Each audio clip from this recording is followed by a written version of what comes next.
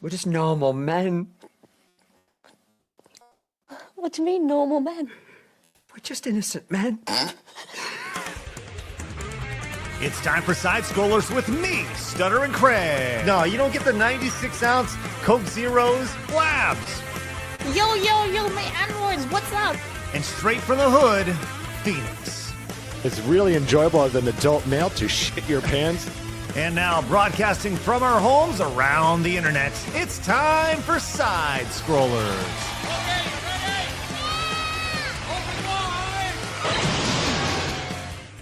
Oh, welcome out to Side Scrollers on YouTube.com and Rumble.com, and most importantly, SideScrollersPlus.com. What's going on, everybody? Hey. It's Friday, which means it's Finish Strong Friday. And here we are, finishing strong on a wonderful day before the weekend.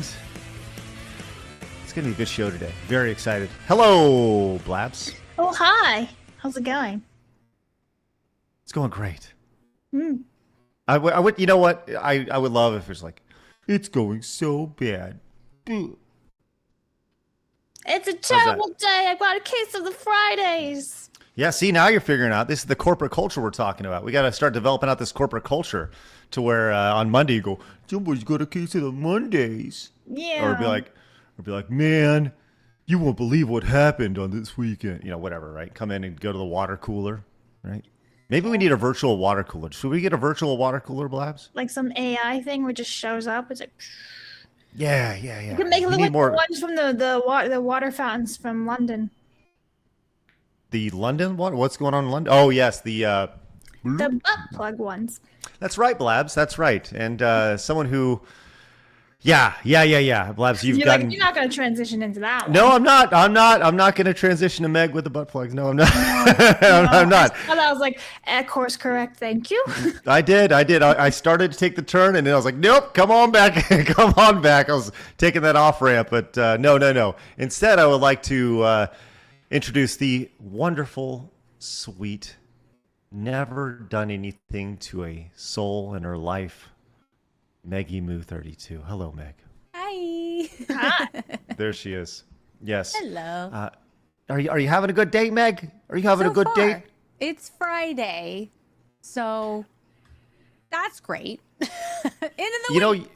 Your purple microphone cover is wonderful, and I feel like I need to get some red here. Maybe. I think red will be a little too much. I wear black most days when I do the show, right? So it kind of blends in. Is this your inner monologue that we are experiencing? No. I'm just trying to, like maybe a sweet red mic cover. You got this. You should totally do it. Do you know somebody that got you that sweet mic cover? Like, where did you get that? That's pretty awesome. I believe my husband got it on Amazon. I can link you. Just got a link. About it. It's a pretty big business expense, so we'll figure it out. I'll link you. All right. Thank you. Appreciate that. Well, it's a pleasure to have you, Meg. It's going to be a good day. Happy to be here. Good. Also happy to be here. Ready for the 4th of July. Man, oh man, we are just sweet 8 days away from America 250. My God, good God, it's going to be freaking everything. It's going to be so good. Also good, the greatness that is Cinevere. Hello, Cinny. Hello. Happy America Day. I won't be here for that day, so I'm celebrating a little early. Ta-da. I appreciate that. Yeah. The chat is probably enjoying your crop top there and your wonderful hat. That's great. And what are you drinking when you're It's you're out mango drinks. I really I love like mango. Yeah. It's my favorite. I even have one on my desk right here. It's really, really good.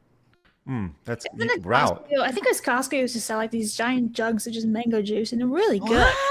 Okay, well, I think that's worth a membership alone. Yeah, but I think I haven't had it in quite a while because it tasted watered down last time. So I'm pretty sure they changed it because of the fruit's gone bad in the U.S. So, yeah, it's not the same. But like 10 years ago, it slapped. Everything 10 years ago slapped. It's true. What happened? What happened? I know. What happened to the world? COVID happened. Yes. That's what happened. Yeah. Well, someone who also wears a crop top and has a nice sun hat and loves mango drinks, please welcome straight from the hood, which, by the way, gets very odd looks whenever he wears this. It's Phoenix. No. You gotta do. Yeah, there you go. Oh, water cooler. There it is. Yo, You Culligan. Phoenix, thank you for being proactive. That's good. You're welcome. If you can take, are you just? Is your hand just floating in the air right now? No. Well, that's wonderful. Thank you, Phoenix. Appreciate that. You're sure welcome. Can you get me a cup? I was really hoping he'd Maybe. get the anal-shaped one that Blaz was talking about, because I was Googling it as fast as I could, and I couldn't find it. So he's like, maybe I'll have to buy one for my house. It would be quite the statement. Walk in and my go. new "Ooh, water cooler? It's shaped Well, like a let's- raindrop. Let's go and move some people around. Yeah, yes.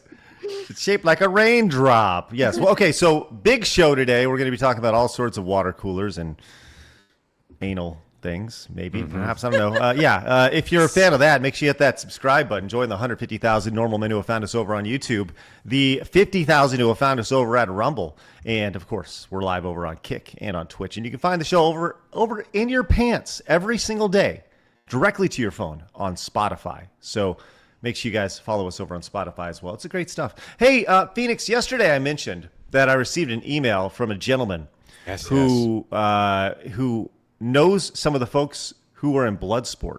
Mm-hmm. Yeah. I want to let you know I've continued that conversation. Ooh. And there's multiple things happening. I'm going to need to clue you in after the show on what's going on because let me just say this. Some of the main characters in Bloodsport, do you remember like the guy who gets kneecapped and like his shin comes out? Yes. Yep. Yeah. He knows that guy. Right? Oh, and yeah. And he's also a bad guy in another movie that Jean-Claude Van Damme is in called Kickboxer. So I'm just saying, pretty cool. I would love that. Yeah, if it can happen, I would love it because I'm ready to go down this entire Van Damme train. Like I'm very much ready. You're going to be a Van Daminator by the time it's all said and done. I want that title. Absolutely, yes. Well, I'll tell you what, if you would like to join the Van Damme fan club, you can join us over on Side Scrollers Plus and watch Phoenix's first reaction to Bloodsport. It was 1 week ago. 1 week ago that he witnessed it for the first time, and it was made a large imprint on his heart. And I love that. Now he is listen, I know that you love Fast and Furious, but yes. what you're going to see over time is that Jean-Claude Van Damme may apex. Well, we'll see. I mean, listen, it has all the things in it that I love about Fast and Furious. It's absolutely ridiculous. It's when they try to do serious, it comes across comical, and then also very good action scenes. So it works for me. And by the way, that picture it always reminds me of like how scared I would be of someone who enjoys kicking the shit out of people with such happiness and glee on their face. That's kind of terrifying. I love it. I love everything about that. It's probably my favorite thing in the world. It's just a wonderful picture, and I love it. So thank you for that. Thank you for that Grok or ChatGPT or whatever it was. I said, please put Phoenix's face on this, and it did it. Not to be outdone, though, as we count down our celebration to America 250. Coming up in just a few short days, we're going to have our Star Spangled Brotacular Thursday, July 2nd, where we may all have full America gear on. And Leaflet is going to be joining us. We're going hard into Broforce, the most American game ever made. It's going to be great. We're going to do all sorts of American things in Broforce. And we're going to be playing video games and having a great time celebrating America. Maybe shooting off some fireworks during the stream. Who knows? That'll be next Thursday, July 2nd. And you can join us over at Side Scrollers Plus. Use that promo code 50OFF and get access to those two pieces of content and all of our content. We have VTuber Chaos and all the fun things. It's a great way to support the show and what we're building over here, which is great. Our goal is to provide tremendous value for you guys. But you guys already know that, especially you guys over on Plus. By the way, speaking of VTuber Chaos, every single one of those the posters that were put together, the prints, sent out yesterday. So they're all ready to go. So and Cindy, I need to make sure I get your address so I can send you one and make sure they go out to everybody who's involved. So you guys can put them up in your room or whatever. So cool. All right, we are also in the middle of a big, spectacular tournament right now. It's huge, Phoenix, I believe. It's huge. Huge, the biggest, love it. Yes. Big, beautifully huge. Mm-hmm. It is the greatest movie franchise ever tournament. In today's showdown, I don't know what it is. This is the difference here. I don't know what this is. You don't know what this is. Only Phoenix and Blabs knows what today's matchup is. So Phoenix, please bless us with today's matchup. This is a weird one, but it's going to be a good one. Here we go. Today's showdown, as the showdown steps fall from heaven, we find out it is, oh wow, interesting. Oh, wow. Lord of the Rings versus Indiana Jones. What a matchup. Wow. Oh okay. God, this is going to be so hard. Meg, you go first. Which one is it going to be? Wait. Uh-oh. She's getting her sword. She's just leaving. Yeah. Okay. Lord of the Rings! Oh, wow. Okay. Told All you right. she was getting her sword. Yeah. All right. Nice. Blabs Thank knew. you. She knew. Yeah. That's Okay. Lord. Cindy, what about you? Oh man, Lord of the Rings. Usually I try to play devil's advocate, but Lord of the Rings, man. Blabs? I'm going Indiana Jones. Whoa! Yeah. Whoa! Sorry. Indiana Jones 3 is like the best one. It also has Sean Connery in it and such great music from The John Raiders of Williams. the Lost Ark is one of my favorite movies, but when When you count it as a whole, No. Wow. I'm talking about the Crusade one, the I third do one. like, yeah, that one's That one's my favorite. Remember, you do it's have to good. take all the good and all the bad of everything. So for all you Lord of the Rings lovers, you do have to include the Amazon Power. Prime TV series And and Gollum, The the Hobbit, movie. all that stuff. And then for Indiana Jones, Crystal Skull and that whatever Yeah. the hell that other piece of shit thing was. Geriatric something. Yeah, yeah. But also, Then let me make my include case Young here. Indiana Jones too, and that one's pretty good. Let me make my case here. You couldn't Yes, even Cindy. remember the names of those Indiana Jones films, Phoenix, whereas That is correct. everybody knows how bad the other ones are. So that I think that just shows how good Lord of the Rings is, because you know that the core 3 films are so good that they eclipse the shit out of the bad ones. But everyone Wow. knows Rings of Power, so Oh boy. Still eclipses it. All right, Phoenix? Yeah. My what do I say? Yeah. Indiana Jones. I'm going in. Wow. Yeah. Okay. Well, I'll tell you this. This is going to be very exciting to see. We have 2 for Indy, 2 for Lord of the Rings. what about you? And, well, I'm glad you asked, Blabs, because as the resident Lord of the Rings expert who Name has the seen hobbits. Blabs, it's been established He's that like Tinky Winky. I have seen. I'm the one on this Ottawa. channel, on our show, with our entire brand that sat down most recently 2 years ago and watched all of the Lord of the Rings in succession. Right, so name And the with- hobbits. With that said, I am going to go with And it's not the Indiana Jones Teletubbies. because Oh. it is 100% a nostalgia play for me. I love everything about Indiana Jones. I went to the Indiana Jones Stunt Spectacular in Disney's NVM Studios. We back in the watched day. that boulder fall out into the audience, and That was Universal Yeah. Studios. Oh that no, did no, that. no, no, no. That's Disney's MGM, or was MGM Studios. Now it's just Hollywood Studios at Disney. That's probably my favorite. That's like legitimately probably one of my favorite things at Disney is the Indiana Jones Stunt Spectacular. I've never seen it. Oh, it's so good. It's so fun. Well, Lord of It's the Rings corny. To me, Lord of the Rings to me has a very special place in my heart because I saw all 3 of those in theater with my dad, and he read the books, and it was just that's our special thing. We watch Lord of the Rings every Christmas. It's our special thing. But I actually have this really cool custom made key that Oh. is the ring inside of the Wow. fire that my friend Jorpa gave me. It's missing Gollum falling into it, though.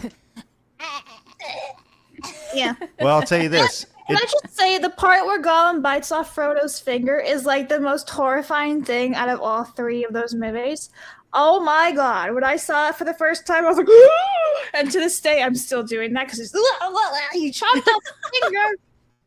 No. Well, listen, it really doesn't matter how terrifying it was for Blabs or even what we think. It comes down to what you think. So you can vote with your super chats, direct donations, and Rumble rants throughout the duration of the show. We'll keep track of all of them, and we'll let you know which truly reigns supreme, Lord of the Rings or Indiana Jones. Ultimately, today will be the day that ultimately decides it. When people look back and they say, hey, which is superior, Indiana Jones or Lord of the Rings, they will point to today's show June 26, 2026, say side scrollers and the normal men, they're the ones who settled it.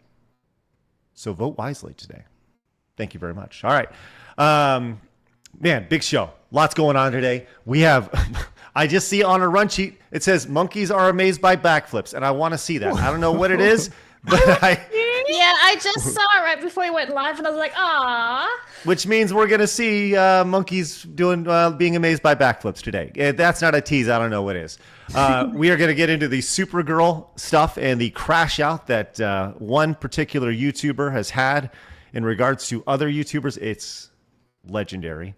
Uwe Boll, who we had on the show just a couple days ago, went on a rant on YouTube or on X about movies, which I think it's important for people to hear, specifically about Hollywood. And he had a brilliant one-liner in it, which was just great.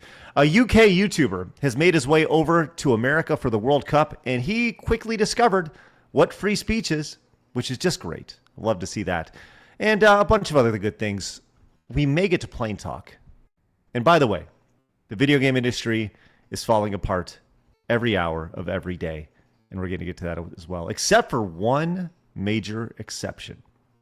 We'll have that a little bit later on. But first, thank you very much to Marmalin, who came in with $30. Wow, that's awesome. Says, Cindy chooses where this goes. Love you all, no homo, except Phoenix is full homo. There for his based grandma. And happy birthday, you Easter Bunny bitch. Look at that. Look at Marmalin. Thank you. Thank you. Yeah, Well, Marmalin's amazing. It sounds like 30 for Lord of the Rings. Is that correct? That's correct. Okay, excellent. We have MC Vanilla Shake for 10. Says, anyone else find it ironic and sad that Davy Chase? That's horrible. Who is that? That's Lilo, the voice actress. Oh. She died before 626. Experiment 626? Or Oh. Experiment 626. Yeah. Oh my gosh. Any opportunity Blabs has to Right there, man. do the voice, yeah. Just for the record here, did she pass away from? It was a disease, right? It wasn't like she had. I've seen two things floating around. One, drugs, and then complications from that. But also, I saw she had some sort of medical thing. So I'm not sure. It could be She both. was in a pretty Bacterial bad shape meningitis. Okay. Yeah. from drugs and abuse and all that other stuff. Okay, rough. All right, Yeah. we also have this from Krovac. Says, happy to salute Cindy's flag. Bless America. Right there. C. Thomas Peasant for 10 says, we finished the week strong with most American of Dragon Ladies. Cindy's choice for today. Also, irate Iglesias, Angry Joe, very dependable on the incorrect takes. Yeah, so there's 10 more for Lord of the Rings right there. We'll get to Angry Joe in a little bit. Dance with the Devil says for 10 for Lord of the Rings. We have VJ came in, says Lord of the Rings for Frodo. Blab's obsession to Dead Man Sean is worrying. Yeah, Blabs really does love Sean Connery, doesn't? Almost as love as she. Wait, what? Almost. Sean Connery's amazing. Yeah, I think every single man who gets jealous about Sean Connery is just really insecure. Awkward. Man, I would love to be backhanded by Sean Connery. Like, dang. We had that conversation actually yesterday on the show, talking really? about Sean Connery backhanding women over there. Yeah, it was an interesting conversation to say the least.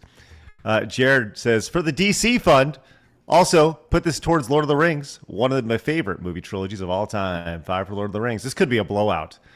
Professor John Wolfman with 10 for Lord of the Rings. VJ came back, says Blabs is just upset Lord of the Rings is better than Potter. More for Lord of the Rings. I mean, Oh no, that's like 5 your more. opinion, bro. Oh no.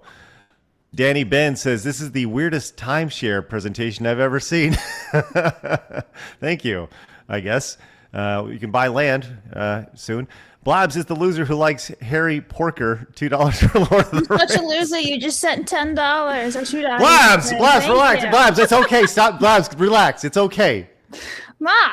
Stop it. It's I'll okay. help It's you, okay. Blabs. Yeah, everyone loves you, Blabs, except for that guy.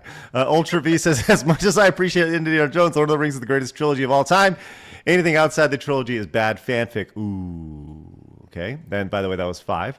It says, there is only one return, and that's of the Jedi. Indiana Jones is too unique and original. There's 5 for Indiana Jones. Nice. Dr. T.S. King says the competition has my axe. Lord of the Rings is the peak fantasy everything. My vote goes to Lord of the Rings. Although you should watch Adventure of Young Indiana Jones. It's underrated. Yeah. I've seen them. Okay, that was 10. 10 Lee says, sorry, Meg, I can't stop looking at your abs. Oh, How can you see them? yeah. She's wearing clothing. You weirdo. Thanks. You did have some sweet, when you were holding up your sword, you had some sweet she's so biceps. going Yeah, on. you did. It's just relax. There's only so much testosterone on the show. All right, Meg, just relax. My God, you're putting me to shame over here. Come save us all. Commodore fan says, if you include young indie TV series and all the point and click and adventure games, then there's far more good in indie than bad. So Indiana Jones, please. Commodore fan with 2 for indie. Fate of Atlantis, absolutely. Max Small says, just want to point out that Rings of Power does not have Lord of the Rings license, which is why it's just Rings of Power, so it shouldn't count. Happy birthday, Phoenix. 10 for Lord of the Rings. It's still Bax, sorry. you're brilliant. Gear says, put my super chats on Lord of the Rings. Thank you. That's $1.12. 504 EB says, I love Lord of the Rings. Put my money on Xenosaga. Can't do that. That's 5 for I just want to Lord of the point Rings. out that the full title for the Rings of Power is called The Lord of the Rings of Power. Just so we're Thank all you. clear here. Excellent. Book of Grudges says, Lord of the Rings is the greatest movie trilogy of all time. I rewatch it at least once a year, even with Hobbit and Rings of Power. It mogs Indiana Jones. 10 for that. Last Effect says 10 for Indy. Why? Because the trees didn't walk in the Jones movies. 3 movies of just walking. Everyone knows we were robbed of the Sam Frodo love fest, not the 21 endings that followed. Happy birthday, Phoenix. 10 for Indy. There you go. Young Stove says tough. I love both. This is for Indy because those first 3 movies are perfect. Also, Harrison Ford is just a man's man in those movies. Young Indy was great. Oh, this is going to be. I'm telling you. It was. This may be the closest. Are you okay, Meg? You all right? Did you hear that? Wow. Young Yes, Harrison Satan. Ford. I'm like, I have a your spare underwear. towel. You good? Yeah. I know. a picture of young Harrison Ford on purpose just to piss me off because I'm like, God, he was so fine. Like, All right, Golly. Brendan Fraser. How about this? Peak Brendan Fraser or peak Harrison Ford? peak Harrison Ford all day. Peak Brendan Harrison Fraser Ford or for peak me. Tom Selleck? Peak Harrison Ford. Wow. That was like that's Peak Harrison Ford versus James Bond. Sean Connery. Peak. Peak Harrison Ford. I Wow, okay. gotta compare. Did you I got- know hold on. that Sean Connery was a bodybuilder before he was an actor? I know. did That's know that. awesome. Oh yeah. Well, Harrison Ford. Oh man. Whoa! Found her. There it is right there. Oh gosh. Look at how awkward he looks. Look at it. Yeah. Here's the thing though. He's kind of a bit of a cheating hoe on his wife with his Yeah. kid, everything with Carrie Fisher. Yeah. Oh no, I didn't know about that. So Yeah, nice to it was look at. crazy. She died before she died. I read that book. She totally cheated on with Harrison Ford. Well, she didn't cheat, but Harrison Ford cheated on his wife with Carrie Fisher. Oh wow. Oh, wow. It was real, bro. Hey. All right. Let's can we move on, Meg? Are you all right? Yes. Is everything Yes. okay? So She got a I new just want to towel. make She's sure. good now. I've calmed down. Okay. That was, okay. Well, I'm not going to. As Con Air came in with 50 for Lord of the Rings, says the books and films are genre defining for modern fantasy storytelling. Happy early 4th. Con Air, I'm going to get you on the wall. Oh, there's Cindy right there. Look at that. Yeah, thank you very much, Cindy, for just frolicking on through. That's wonderful, Dragon Lady. I'm going to put Con Air on the wall. And while I do that, Blaz, would you mind doing me a favor and reading the couple more supers real quick I before we suppose I move could into do the that news? for you. Thanks. Cranky man for 20. That says hi, Scars. Hi, Meg. Hi, Cindy. Cindy chooses this 24. Hey, Cranky! It's for Lord of the Rings, please. Yeah. Yeti for 10 says just want to say love the hat, Cindy. Anyways, no time for love, Dr. Jones. Dr. Jones. Auntie gifted 5 premium Rumble member sheets. If you got one, please say thank you. Thank you very much. Yeah, that's awesome. Thank you. And Zeckler for 5 says water cooler at Phoenix house is a waste since he only drinks Pepsi Zero now. This is true. That's correct. Phoenix, You do Phoenix, have a water filter in your fridge, though. Phoenix, Phoenix, legitimate question. I saw your timeline yesterday. Yeah. I want to make sure I pull this up because this is and you know exactly what. Yeah. So walk me through this really fast. Sure. Do you have your Pepsi Zero delivered to your house? I do now, Craig. I do now. Yeah. And why is it? Is this one day or is this a week? So this is just one day. I'm getting another shipment today. And that should be another 4 or 6 of them. So when that person said, by the way, that chemical that you need to worry about is not in it, I went, oh, really? And then I went right back to injecting it into my veins. Oh, that's good. Yeah. Okay. So this, just to be clear, this is you ordering this. Yes, that's me ordering it. Yeah. You need to give more context here, otherwise you sound like a psychopath. It's because he had Amazon Prime deal, and so he's getting them in bulk to save money. This works he's not a psychopath here, guys. Yeah, I don't know. Well, I happen to get this, like, so you know how I boycott everything. Well, Amazon has always been on that list. But I happen to get this very long trial period, so I'm like, well, I'm gonna fucking use it then, and and so I've just been, and I get all these big deals with it, and so I've been getting tons of Pepsi. That's what I've been using it for. I like that that's what you've used your Amazon Prime for. Is Craig? Pepsi I have Zero. so little. I have so very little. That's true. That's all I enjoy. Well, that's. Everybody just keep that in mind when it comes to. If it makes you feel better, Phoenix, I happen to have a wild cherry Pepsi Zero right next to me. Okay, I've heard nothing but good things about that. It's very and I need good. to try that. Yeah. Yeah. It slips every once in a while. Everything's Everything's fine. I didn't know you were Canadian. Everything's fine. Now I'll say this: yes, the Pepsi Zero Cherry, whatever it's called, is yes, I can attest for that. It's is good. Okay, then I will order that. Delta came in with 5, says, I can't believe Broforce released more than 10 years ago. Wanted to see what else the devs have done. And they have Angerfoot and Stick It to the Stickman, which are really good too. Anyways, put 5 towards Lord of the Rings. Better games. Wow, that's an interesting take right there. T-Mac Burninator for 10 says, looking at Cine has me feeling very patriotic. Give this to Lord of the Rings. That's 10 for Lord of the Rings. God bless America. The Moose. Yes, this is correct. The Moose Nugget came in with 10. Says, good day, Mr. Craig, Miss Blaz, Mr. Phoenix, and guest. $10 for looks at the official Second Age Elven Warblade prop mounted on the wall and certificate of authenticity frame below it. Don't say Lord of the Rings. Okay, thank God. Nice. All right. Well, let's get some early returns here, Phoenix, if you don't mind. And while we do that, my wife just came in to tell me something. So go ahead, Phoenix. Tell me what's up. Well, not looking good for Indiana Jones. It is currently $224.11 for the Lord of the Rings franchise versus Indiana Jones at a pathetic $22. Though still very early. We have seen the tables turn in many of these events. Yes, the turntables. Okay. All right. Thank you very much, Phoenix. Appreciate that. That's You're wonderful. welcome. All right, we have a lot to get to today, and all you Indiana Jones fans, I feel like they'll come. It's time to put up or shut up when it comes to this. It really is. It really is. All right, let's get into it, friends. Lots to get to. I promised monkeys being amazed by backflips, and when I promise something, I deliver. It's time for my favorite segment, your favorite segment, everybody in the world's favorite segment. It's time for hard news.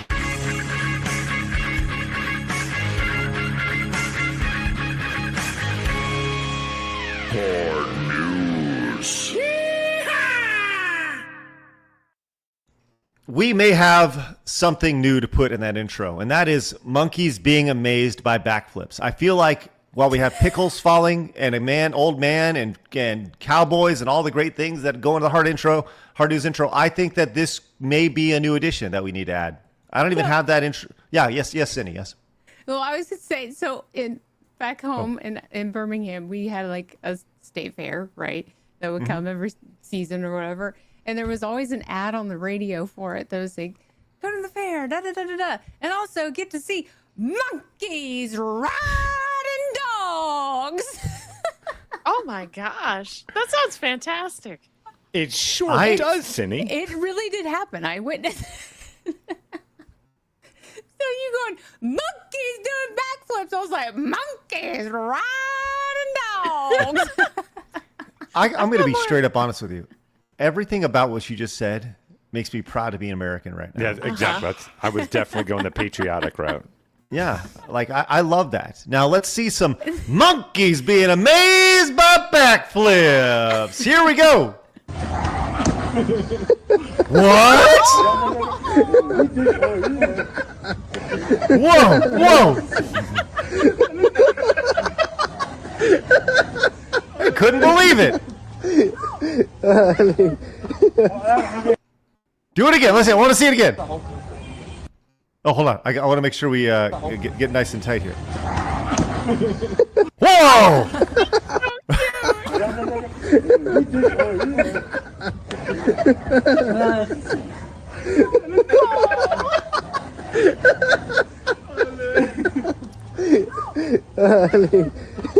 All right. I've seen enough, and I appreciate it. My day just got better. The question for y'all, very simply, what is the one thing that you could do that would make a monkey react that way? Swim. Do you have a physical talent? This actually ties into what I was going to say. Have you ever watched monkeys amazed by magic tricks? Oh yeah. Because that's what I would do. There are many videos of just monkeys that can't believe their eyes when something disappears in front of them. They can't accept reality. So I would do that magic trick. Can you do magic tricks, Phoenix? I sure can. Well, I'm glad you brought that up, Phoenix, I'm a because big I magic have guy. I do have a video. Yeah. Yeah. I do have a video of a monkey being amazed by magic. I've seen one of these. What? Are you get out of town? What?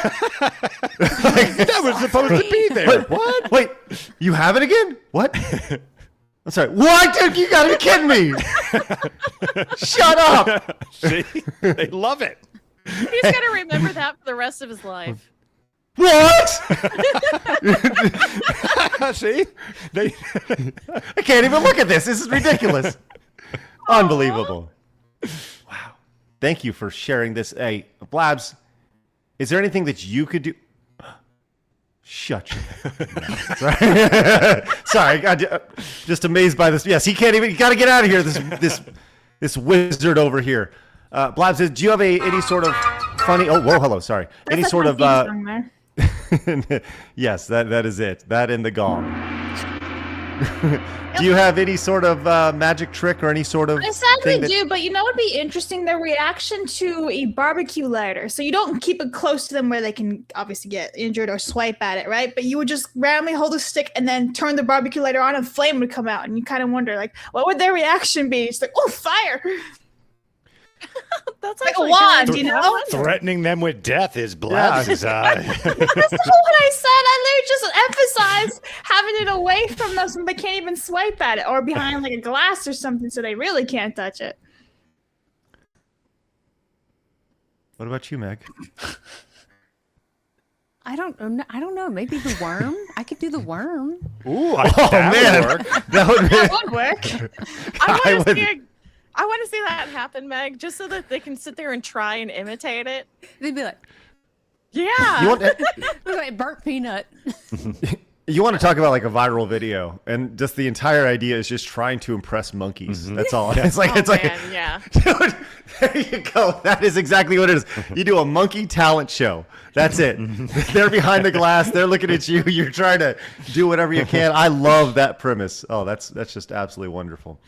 Well, that's great. Cindy, do you have any wonderful things that could make a monkey go, oh? Swim. No. Just swimming in general? It's actually a racist joke. Phoenix got it. There it is right there. Atta girl. Thank you. I'll be here all week. All right.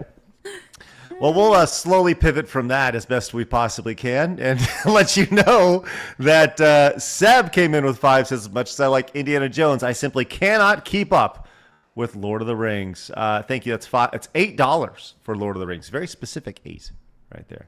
That's great. We also have $10 right here from the greatness that is Anti-Federalist Pain. Says Indiana Jones says we are getting a new Brendan Fraser mummy. Brendan Fraser. Yes. They retconned the Chinese one and got all the original actors. Here's hoping they don't F it up. The problem is, they're like, how old now? So it's like geriatric mummy. What do we do? I saw a photo of him working out and training for the mummy, and he is he looks actually pretty damn good. Really? I have not seen anything, so Yeah. I'm just basing off of what I've seen from a couple of years ago. Yeah, Well, Blabs, he's looking in great shape. Are you, Blabs? I want to let you know that he was in a lot of makeup when he did the Fat movie.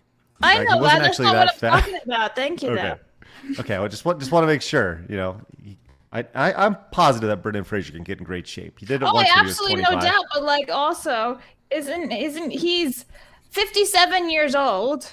Uh-huh. So it's like, okay, all these guys that we saw in their peak in the 90s are now in their 50s. Yep. Is it gonna be that good, or is it gonna be like another case of the Indiana Jones 4 and 5? Well, no. I think Harrison Ford was. I think he was in his 50s for the one you love, the Last Crusade, I believe. Really? Definitely in his Yeah. 40s for the first. Yeah, I two. thought he was Yeah. like in his 40s for all three. Well, Indiana Jones also wasn't cut up and jacked, right? He was kind of a normal man doing crazy things, you know.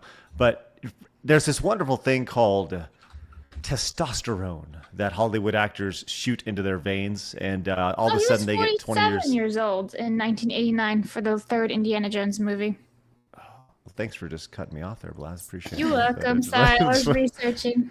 Just want to let you know that yes, testosterone is a thing in Hollywood that they will just shoot into their butts, and all of a sudden they get 20 years younger. You have experience with that, the shooting things Not- up the butt. Do you not need that yet. water fountain? No, I don't need the water fountain, but the testosterone is something that I think most men in their 40s and 50s actually do have to start thinking, considering about. But not me yet. But I've considered it multiple times, just because I would love to get jacked. Because why not, right? Like, I'm not an athlete anymore. Do you really get it injected up your butt? No, not up your butt. It's just like Potent, potent Yeah. that way. Oh, okay. No, I was actually believing him for a second, so I was like a little concerned. no. It's just a shot. It's like a shot in your butt cheek or your bicep or okay. something. Or I don't know. I honestly don't even know how it works, but I'm Craig's just shooting spreading. testosterone up his butthole, like Yeah, Thor just logo up the Open butthole. wide. It's just like- looking like Steve-O from Jackass over here drinking beer up his butt. Hey, Book of Grudges came in with $49.99. Says Lord of the Rings is objectively better than Harry Potter. Yes, this is just to tick off Blabs, even though it's true. What? Hey, there's me. That being said, these votes go to City. Salute the flag. All right, we'll go to Lord of the Rings for that $49.99. Thanks so much, Book of Judges. Enjoy that. Wait, hold on. At the very end of that, I look at the camera and do I stick out my tongue? You seductively? sure do, Craig. That makes me very uncomfortable. Like I Very would imagine. seductive one. Yeah. Yeah, very uncomfortable with that. That's I don't know how I My feel pants about are very uncomfortable right now too. Yeah. Thank you, Oh Phoenix. That's what my. Oh my. Eric came in with 50. Says all these Lord of the Rings simps don't be like the guy who picked the wrong Grail. Indy for the win. It's got face melting, heart removals, and pure manliness. Choose wisely. That's 50 for Indiana Jones right there. Let's stinking go. We have Jarl came in. Says Blast reminds me of that donkey from Family Guy that says Kevin Bacon wasn't in Footloose. Look it up. You'll understand, Cindy. Meg saved some cool for the rest of us. Indy is classic, and I also love Lord of the Rings. 10 for each. Nope, that's not how it works, Jarl. You can't split it. Can't split it. That's the rules. So since you mentioned Indy and it's behind, we'll give that 20 for Indy right there as the underdog. We have Gimbal on Duke came in and says, everyone voting for Indy is 68 IQ. Oh no! Lord of the Rings is the best trilogy ever to exist. There are multiple tiers apart because Lord of the Rings stands alone, far above any fantasy movie. Wow. How do you really feel about it, I think Gimbal? he's very upset. Very I'd- bananas and rice. Yeah, right? All right, we also have this 20 from It's the Guy. Says 20 for Indy. I still remember how my older cousin would get girls by giving them the Sean Connery treatment. Oh no! Peak might get some free mail moments. My 8-year-old self couldn't comprehend. Sad that approach doesn't work anymore. Yes. The if you tuned in yesterday and you saw us talking about the Sean Connery love taps to women, that was one of his classic lines at the tail end right there. Blast, why don't you get a couple more of these supers while I get Book of Grudges and Eric on the wall, please? Okie dokies. Jorba for 5 says Lord of the Rings for the win, or Meg cuts my finger off with her sword. So that's 5 for Lord of the Rings. Modest Rat for 5. Oh, that's one of Craig's gonna read, so I'll come back to it. Got it. Gear says, remind you, if we keep spamming on Observe Joe's mail with pictures of my adventures with Superman, Supergirl, he'll be more flabbergasted from calling us buzzwords. He'll ship his own life away. Have you ever heard of the word grammar, Gear? But thank you. Or turning off caps lock. Yeah, or just proper punctuation. Big Hail Fan says, a boot. A boot. I've never heard that in an like actually being used unironically before. It slips every once in a while. Yeah, you're welcome. Victus Omega for 20 says, gonna go for Indiana Jones. As a resident of Indiana, it's nice to, I don't know where I was going with that, but I like the older movies. Thank you. Nathan for 5 says, for Lord of the Rings, because the non-canonical Rings of Power and the absolute state of fantasy made so mad that I'm writing my own fantasy book. Yes, really. Well, I hope that book comes out. Awesome. Nice. Nope, that one's for Craig. Okay. And Paul, good to see Phoenix's facial hair return. He looked like he was going through cancer chemo with It was true. I snuggle in Cindy boobs. And fuck you too for blocking my supers. Good for Thank you. And pause. And Saint says, I have a wrestling match in front of monkeys with a flash paper for Lord of the Rings. All right. And Modest Rat came in with 5, says, hey, wait, I mean, America. Got to stop the Italian talk for America month coming up. Also, Magina, love your eyebrows. Most girls look like clowns, but you pull it off. Abba America Bing. Oh, Well, that's kind of a weird backhanded compliment, I think. thank you. They're all natural. I get so many compliments making fun of my eyebrows. I'm so used to it. Is it a compliment Love if they're your making fun of your eyebrows? I don't know. Like, these are my natural eyebrows. I went through the pencil thin thing in the early 2000s and late 2000s, and I let them grow back, and I'm not touching them again. Because here's the thing, boys. When ladies pluck their eyebrows at a certain age, they don't come back. I ain't touching them, so deal with them. Well, I want to let you know these are my natural eyebrows as well, too. They Meg. look fabulous. Thank you. I've always been. I like the Gene Levy eyebrow approach, where they're just massive, you know. Yeah. But I'll say this: I've grown into my eyebrows as I've gotten older. I used to have like my ears. I'm actually my 12-year-old daughter saw me. She was watching a video of me when I was 8 years old yesterday, and she's like, "You had big ears, but you've grown into them." It's like, what a weird compliment from your daughter. So, anyways. Speaking of daughters, I've been holding on to this video for about a week now, and I've been looking for the right people to talk to and share this video with. So, Cindy, Meg, I'm very intrigued by your thoughts on this. I'm going to let the video play for itself. A daycare video is going viral online after a very sweet moment was caught on surveillance camera. In the clip, a baby girl can be seen slowly trying to walk toward one of the daycare workers. At first, the worker is busy taking care of another child and does not seem to realize what is happening. But the second she looks over and sees the baby taking little steps toward her, her whole reaction changes. She gets excited, starts smiling, and begins cheering the baby on like it is the biggest moment in the world. The little girl keeps moving forward, one tiny step at a time, while the worker moves closer with open arms, ready to welcome her. When the baby finally reaches her, the worker gently picks her up and gives her a big, warm hug. The baby's mom saw the moment through the daycare camera and later shared the video online. She said it meant so much to see someone else feel that much joy for her daughter's first steps. The clip quickly touched people across social media, with many viewers saying the worker's reaction showed real love, patience, and care. What do you think about this heartwarming moment? Let me know in the comments. Okay, now if we can move past the AI voice here. It was jarring. About to say. Yeah. I have feelings about this. Okay. I think this is lovely that somebody was there to truly love this baby's first steps. What I hate about it is that it wasn't the mom, and the mom was had to watch this incredible moment via security camera, right? Am I just being a curmudgeon here, or is this a result of, I don't know, like, I just don't, I think this is a result of of this woman being told she has to go to work and she has to go provide and be strong women right over here. And ultimately by doing that, she has missed one of the most important, memorable things that she will ever experience as a mother, which is the baby's first steps. Am I just being a total curmudgeon here, or is this, I don't know, what do y'all think? I mean, I don't think you're wrong. I think those feelings are valid. And I agree with them. We don't know this woman's circumstances though. Like what's going on in her life. Is she a single mom? Are they financially, not doing well? And she had to go. Seems to me that's an odd, if she is married and they're financially okay, it seems like a very short time to go back to work to not witness that. But again, like, we don't know the circumstances of their living or their financial situation. So while those thoughts and feelings are valid, I can see how it could also be considered to be super sweet that at least somebody was there that was super caring about it. Yeah, I can really agree with that. But also it kind of like you are absolutely right. We don't know like any information about the family situation, but it kind of also highlights how sad it kind of is that, some families really can't have a mom stay home and just take care of the kid.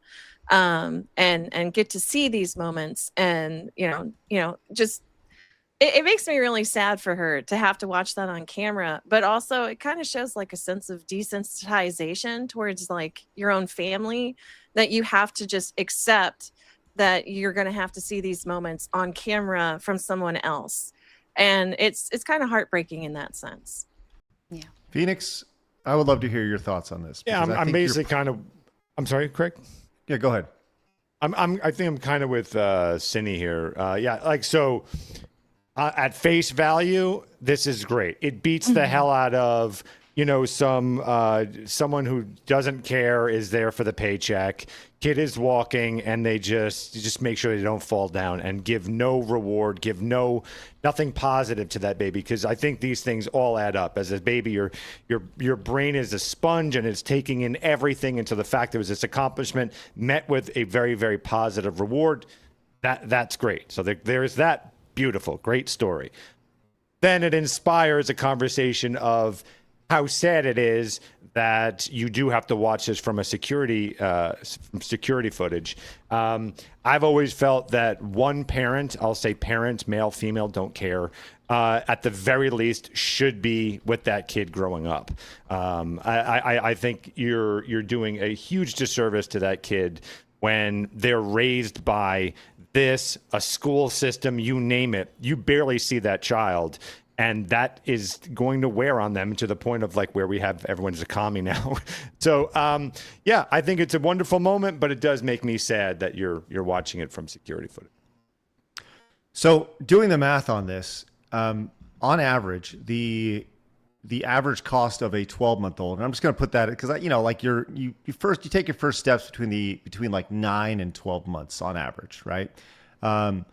And so the average cost of a full-time based care for a 12-month-old in the US on average is about $1,200 to $1,300 per month.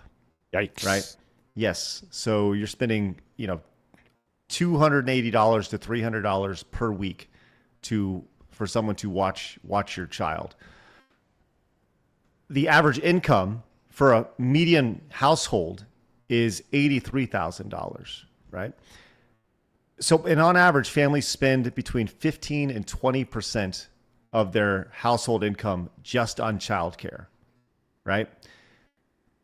I'm never going to tell people how they should live their life, right? But that money that you're spending for someone else to kind of watch your kid and experience those moments and you experience through daycare, I just feel like there's an opportunity to make less money, but be there for more important moments that are invaluable, I guess, if that makes sense. Like I said, I'm never going to tell anybody how they should raise their kid, right? But in my mind, that's how this all kind of adds up. And yes, it's a beautiful moment. I love that lady was super excited and she was there in a motherly type role. I just wish the real mother was there to witness it. And Yeah, but maybe that's go ahead. no, well, it's a sad case of, people, even if you want a kid, you could barely afford rent. And I do realize that it's also like childcare for like outside childcare is like super, super expensive. But it's also a case of we're at a point in history where we can't afford to stay home with our kids. And it's terrible, honestly. Yeah, I agree. Like, and I see the chat. Some people saying like it's not that easy. I totally understand. Yeah, and I think that's why I just go back to it sucks. Like I'm not saying you should do this or that. I'm just saying it sucks that she can't be there for that. And I think that's like that's the first thing I thought was like, man, that sucks for that mom, right? Like, and yes, I love that baby got that overwhelming exuberance and excitement from the daycare lady. It just sucks. And I wish it wasn't that way. That's all. Yeah, agreed. I wonder if the mom even shared in the interview that they probably cut because it took away from the joy of the video itself. But I wonder if she actually expressed that she hated that she couldn't be there. That would be interesting to know. And the circumstances of everyone's financial stuff in the economy, like we all get it. It sucks. And there's got to be a way or, a light at the end of the tunnel where we just have to say or come to some sort of solution where we get to be there for moments like this, especially when it comes to family, because family should be first. Family should be the most important thing. Now, to provide for your family, you do have to work. I understand that. That's not me being ignorant. But it does suck that there are so many moments today that are missed like this because of situations like that. What's amazing is one thing I mentioned that I think goes a long way here is the idea of multi-generational raising, the idea of it takes a village, right? We see this in other countries where these families live considerably closer to each other, within the same city, within the same village, within the same, like sometimes next to each other, right? And when the dad's not there, the grandma may be there or whatever, right? And that's something that when you think about like American society in general, you see all these people relocating for work or whatever it may be, or moving away from family. Like that's tough. It is tough. And so, family is incredibly important. I get it, right? These are things that we've talked about here at Side Scrollers, behind the scenes, like family is important. So, like I said, I'm never going to tell somebody how they should raise their kid. It just sucks that mom couldn't be there. So I guess that's the best way that I would close it is I wish she could have been there for her kid. That's all. So, all right. Real quick though, it is heartwarming. It's nice to see that a woman who is there to do her job actually genuinely enjoyed a moment. Like, yes. I know she's on camera, but she looked genuinely happy to experience that. And that, I just don't feel like we get enough stories like that. So to me, this, that's the silver lining. This woman really cared. And, it's nice to see. Yeah, I agree. Thank you for that. You did a much better job of describing that than me. So, all right, hey, big thank you to Waffle Meat, who rated us over on Rumble. Thank you very much, Waffle Meat. Thank you, Waffle. And welcome in all you crazy Waffle Meat lovers. Awkward. Also, thank you to... Yeah, I hear you. Also, thanks to Country Craft Streams for rating us over on Rumble. Thank you guys very much. Appreciate it. If you guys are coming in for the first time, make sure you say hello, hit that follow button, and join us. We're live every day, Monday through Friday at 11 a.m. Central Time, talking about everything happening in this crazy world for the normal man right there. Superlane came in with 5, says, howdy, everyone. If you want to impress a monkey, simply... It's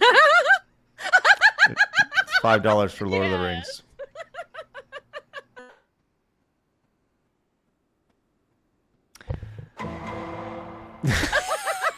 You know how my brother is black, right? That's right. That's right, Phoenix. That's right. He didn't have a father either. That's why we jumped in. Stereotypes are true. Cindy out here making this Canadian want to celebrate American Pride Month instead of Canada Day next week. Put this towards her choice. So yeah, it's $5 for Lord of the Rings right there. Heck yeah. Runaway Productions says, it belongs in a museum is the reason I go antiquing and collecting. Preserve our history, a radical right-wing concept these days. $5 for indie right there. Jay Thomas with 10 for Lord of the Rings because bad as Wang's power is, there's indie 4 crystal meth and 5 dial of dysentery. Hail, Miss Moo. There's 10 for Lord of the Rings right there. We also have Jarl came in with 5. Says, as someone with thick eyebrows, Meg, you look great. Craig, that's fair. That's fair about splitting the 20. Angry Joe sucks. And 5 more for Indiana Jones. Thank you, Jarl. Thank you, Jarl. Mercenary says, I agree with you, Craig. The daycare worker is a saint, but the mom not being there makes me mad. The mom is forced to work and miss this. Yeah, I guess that's Mercenary. You said that way better than I did right there. It just sucks. Nobody, good to see you, says, fun fact, daycare started as a Head Start program. Interesting. Thank you, nobody. Like the Marmalin hair says, salon? no, I don't think, no, no, not a hair salon, Meg. Do you remember Marmalin Head Start, though? No, I do not. I'm sorry. Is that what should I know about this, Meg? It used to be like a strip mall type of barber shop. I've never heard of it. Yeah, maybe it was the Alabama thing. I don't know. Anyway, I'm shutting up. Marmalin says these responses are why we're in this situation. By the way, people don't get how much damage was done to the family unit until over the last 80 plus years. More so after World War II. Thank you, Marmalin. Modest Rat says it was a complaint, Megina. Also, America, Bada Bing, Caesar's Pizza, Cici's, Peter Piper's, Mi Amigos. Those are American pizzerias. Also for Phoenix is Fixio and Felixio is a good name. It's the best name. Love it. Do it. I think Thank he you. meant compliment. I think he did mean compliment. Okay. Commodore fan says, I understand Craig's points, but for most of my childhood in the 80s and 90s, both my parents worked to provide for us. I was lucky to have my grandmas there when needed, and my mom now works. My mom now for sister's kid. Thank you, Commodore fan. And I think that's kind of the point that I was getting to as far as the idea of the village, right?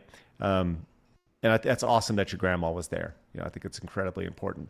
Bloopity Snoople says, I had family work in daycares. I've been told they don't tell the parents if a baby does have their first steps at daycare. They usually walk it home a little later. 20 for Lord of the Rings.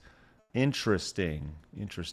Well, I guess, is that the idea, to let the parent think that they just saw the first time, I guess? Is that the idea?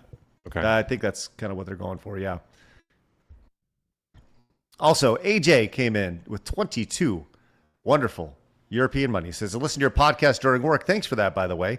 I must look like an absolute lunatic today, laughing maniacally listening to yesterday's episode while I was removing weed at the public playgrounds. You mean, hopefully it was weeds at the public playground and not just weed.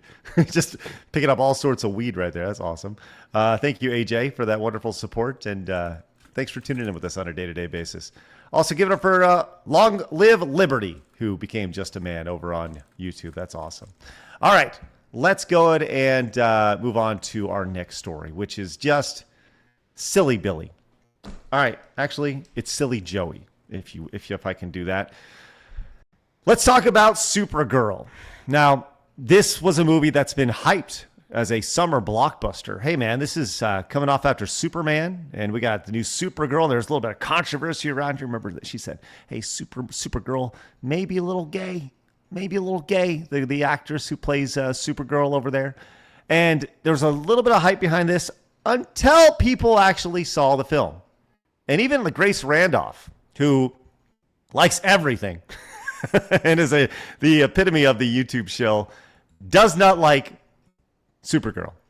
Did not like it. An epic failure on the level of Birds of Prey, Thor, Love and Thunder, and dare I say it, Snow White. That is quite a statement right there. An epic failure on the scale of Snow White here for Indiana Jones.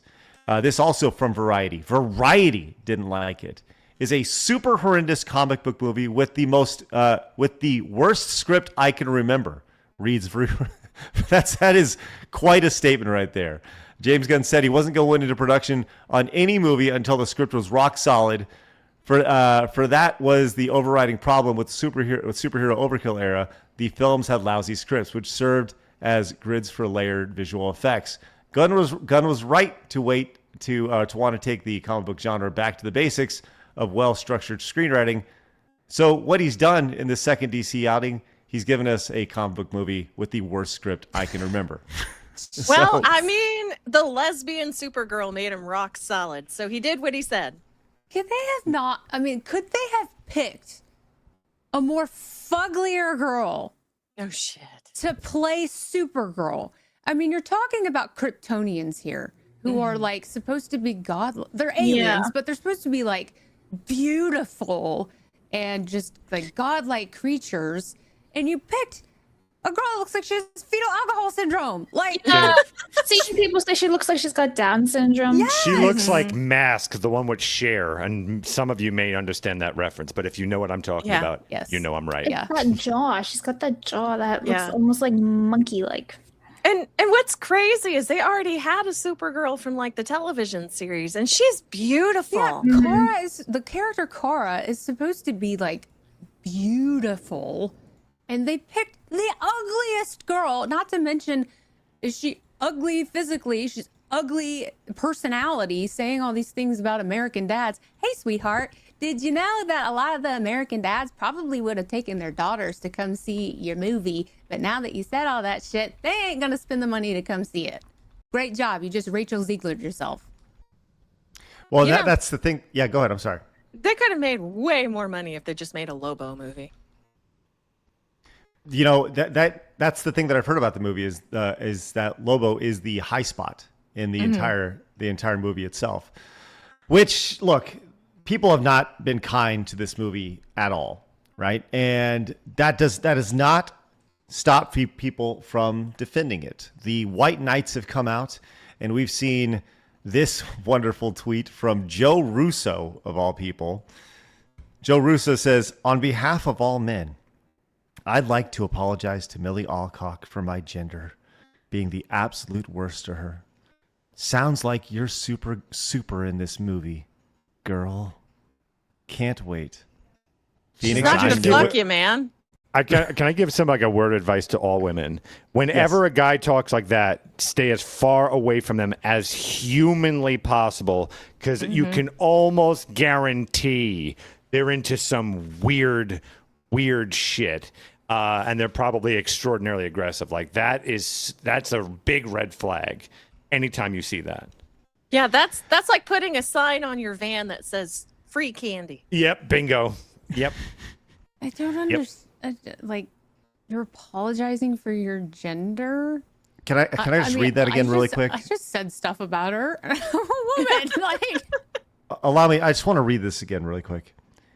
Sounds like you're super in this movie, girl. Like he thought this guy thought he was cooking. He was like, "Man, I'm gonna take off my pants. She's gonna attack.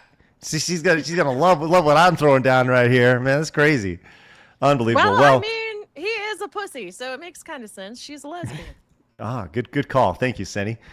Critical Drinker promptly roasted this guy in the best way possible. You tell him, champ. With the that's great. But you know what? Hey, this guy's doubled down. This Joe Russo guy. Listen to this tweet that came out just yesterday. Hey, F the critics, F the noise, F the misogynistic Snyder bros. Ugh.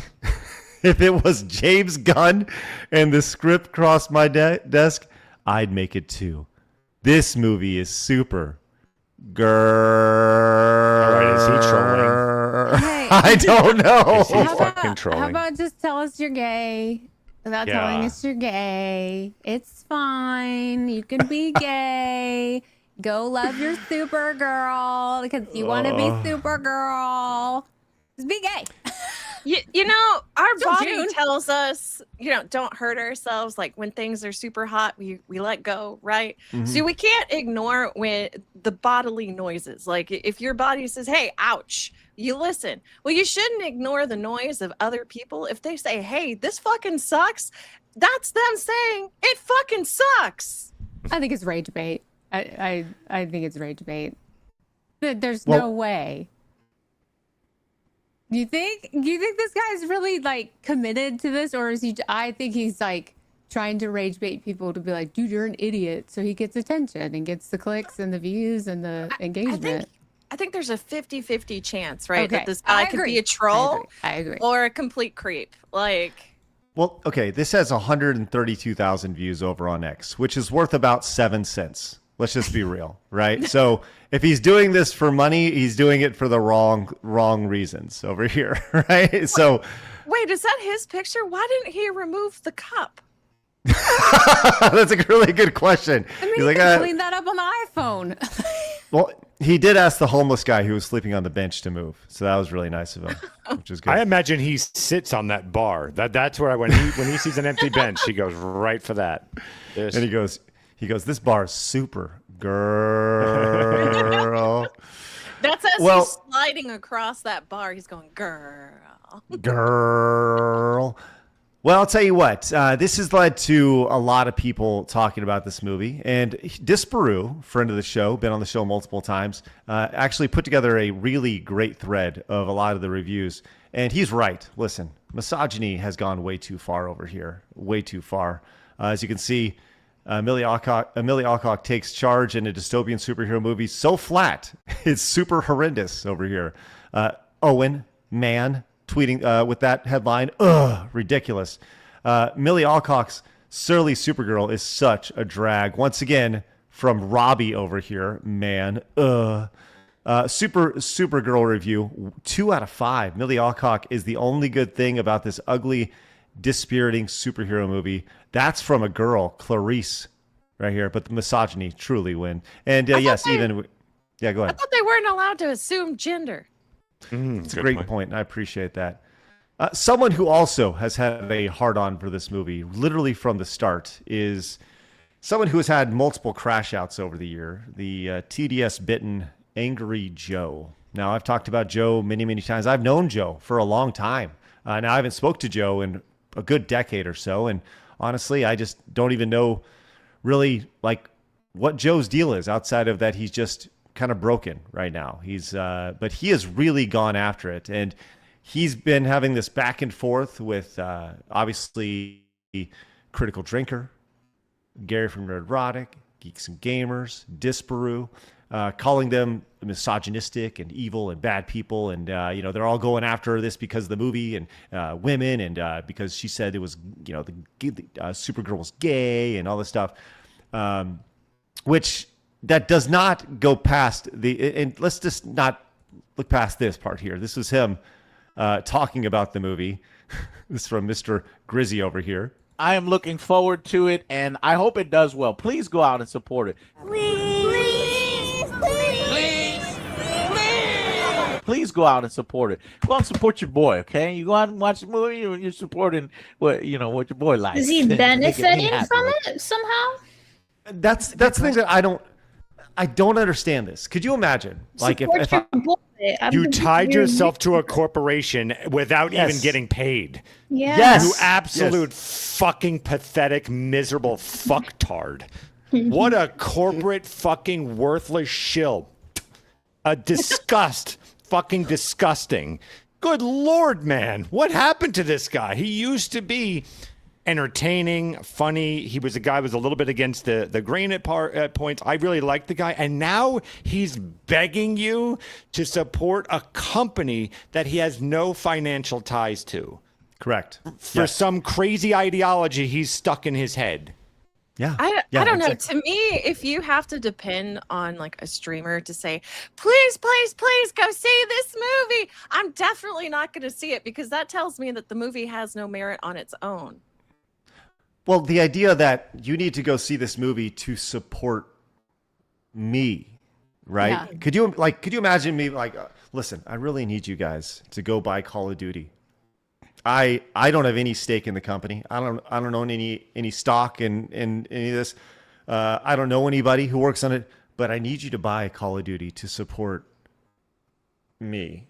Right? That's kind of what he did with the S over there. It's also like It's sheeple mentality too, because you're like, go see this because I like it.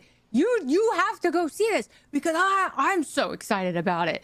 not like your own individual excitement means nothing. You have to go see it because I'm excited about it. Like, well, I'm he's sorry, tying no. this. He's tying this because culturally, that's my guess, is he needs you to see this to try to beat out. He is somehow in his brain tied this to Trump supporters and that kind of manosphere. Craig, would you agree with me on that? Like, that's what this fully seems like. 100%. Yeah, I don't think this is necessarily about him personally. It's like, we need to beat that group. You need to support me for that group. So he's tied himself to an ideology. Yes. They're regardless. gone.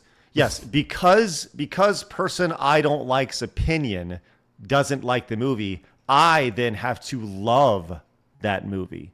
That's so sad and pathetic. Yeah, how deranged is that? How deranged is that? Yeah. Until he actually saw the movie. And I did tweet this out the other day when I saw that clip, and it was, like, why is Joe shilling for the movie? To, check notes, own the chuds. Like, that's where this is all at now, where you are so tied. And we've talked about that extensively here. But here's the thing. Joe then saw the movie. He saw the movie. And he called it a flawed mess. And he realized the movie is bad. Oh, no. It's bad. And people didn't enjoy it over here. And you know what? He got called out for it in the comments because for not liking the movie, he is now a misogynist right over here, as pointed out by You know what George. I would say real quick, since he begged you to go see it, and for his sake, he should pay each and every one of you back. Every single one of them. Yeah, exactly. Reparations. I'm curious though, why the hell would you shill for a movie you hadn't even seen yet? You do that after you see the movie and like it. Because it was never about the movie. It's all ideology. They're broken people. And this right here says it. This is the most important stuff to this group of guys. What Millie says in passing to a gay interviewer on Pride Month, it really pisses them off. Get them to vote with their wallets. Not any actual important shit to vote against, like war, high food and gas prices, the looting and shitification of our country by the ultra wealthy. No, that stuff's okay. They support all that. But just this stuff, unacceptable. Boycott it. Distract the masses with culture wars. The whole ecosystem of this is why nothing ever changes. Plus, she's super ugly. Look at the comments in the thread. Lol, Jesus. Good job, guys. Make sure all interviews actors give match your own political sensibilities. The actual film be damn. Good or not, these guys will claim it's shit to avoid looking bad and pissing off their followers. Well, sigh. And once again, Joe calls it a flawed mess over here. So, what like, it's just what happens if this thing that you're hoping for is a massive success or is awesome actually sucks, right? You end up with egg on your face like Joe has. And I think that's the thing that people like Joe don't realize is that when you see something like this, where you see a movie that is going to fail, that has failed, and you see somebody like Gary or Disparu or Critical Drinker talking about that, or us talking about games, we have a much better pulse of the audience than probably Joe does or anybody does, right? These, like, the prediction rate, like, we should probably work for Polymarket when it comes to these things, or any sort of prediction market, because we're like batting 90% when it comes to looking at something and seeing it and calling it and saying, hey, that's going to fail, and knowing it's going to fail, right? And that's exactly what's happening here. And it's amazing to see that people like Joe give so little due or credence to someone like Drinker or Gary or whoever's thought process on this, because it's so tied to their ideology, which ultimately they can't see the forest from the trees when it comes to this stuff. And it's all built around support the giant corporation and this IP that I love, even though I'm not actually tied to it at all in any way, shape, or form, to own the chuds. And that's the saddest part about the whole thing. Like, and that's where we're at. That's where we're at with entertainment. That's where we're at with society. And it's all about owning them chuds. And that's what leads to layoffs like we're seeing in the gaming space. So, well, at least they own the chuds, but everyone lost their job because of it, It's sad, man. It's sad. And I'm with you, Phoenix. Like, What the hell happened to Joe? Well, did Trump like really break him that much? Yes. Yes. Yeah. He broke everybody, and then they just keep a downward spiral into their insanity. And I'm hoping that they're like 20 years from now, when they look back at their lives, and in these cases, these are people on social media, you're going to be able to see it and be so embarrassed of the zombie you became, where you're not even thinking rationally or soundly. You're just out of so much anger, you're just saying stupid shit. I hope they look back and go, boy, I sure was a silly goose. And that's the worst thing you can be. I really think that's like high hoping. A lot of these people don't realize that they're being absurd. You know, it's lack of common sense lately. I don't know what's going on with it. Well, Joe did post on his review. This is a long diatribe. This is one of those like, hey, like just I don't want to read all this, but we are going to read this because I think it is worth checking this out. Blabs, would you mind reading this in your best Blabs voice? You're mute. Sorry, I keep trying. I'm forgetting I'm reading on something else. Anyway, that is like a lot. I had to full screen stream you to see all this shit. Okay, Angry Joe Show on YouTube. To all Nerdrotics fandom men is brigading here. We predicted Supergirl would have problems before its debut. We predicted it would likely fail at the box office multiple times in our trailer reactions. Go out and see Supergirl, sad at the end of the video in which we said all these things beforehand because we want to see a Lobo film. I also said go out and see Superman 2025, a film so many of you hated with a passion y'all thought it was woke trash. LOL! I also said go out and support Black Adam, another bad film, because I wanted Henry to get another shot he deserved. My audience has the context of what go out and support a film means. They know our review is always on the way with our brutally honest opinion. You don't. Unlike you grifters, we don't decide a film is worthless or a failure based on LGBT interviews before we see it. Can I just say he missed the rest of it and I find that offensive? I agree. I'm very upset that Joe would forget the Q Indigenous people. All right, we judge in our final review. I do like these also capitalizing like his review, like that's the title.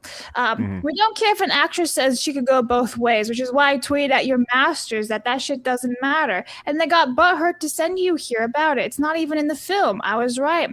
The LGBT interview hate, the mocking of Millie's appearance by online weirdos on X, fuck all of that. Millie was right there too. Why do female-led hero films trigger Christian avatar dads on X post disgusting shit which these guys encourage about her appearance while they teach their daughters to do the opposite? It's weird shit.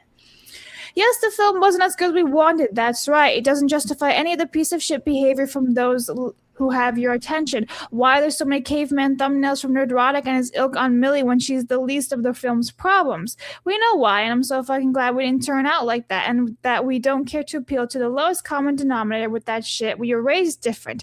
And if you still don't like me calling out bullshit from your idols, tough, cry here from us more. It helps engagement. Phoenix? So you dug yourself 6 feet lower to get just so you wouldn't match their level. Like, that's insane.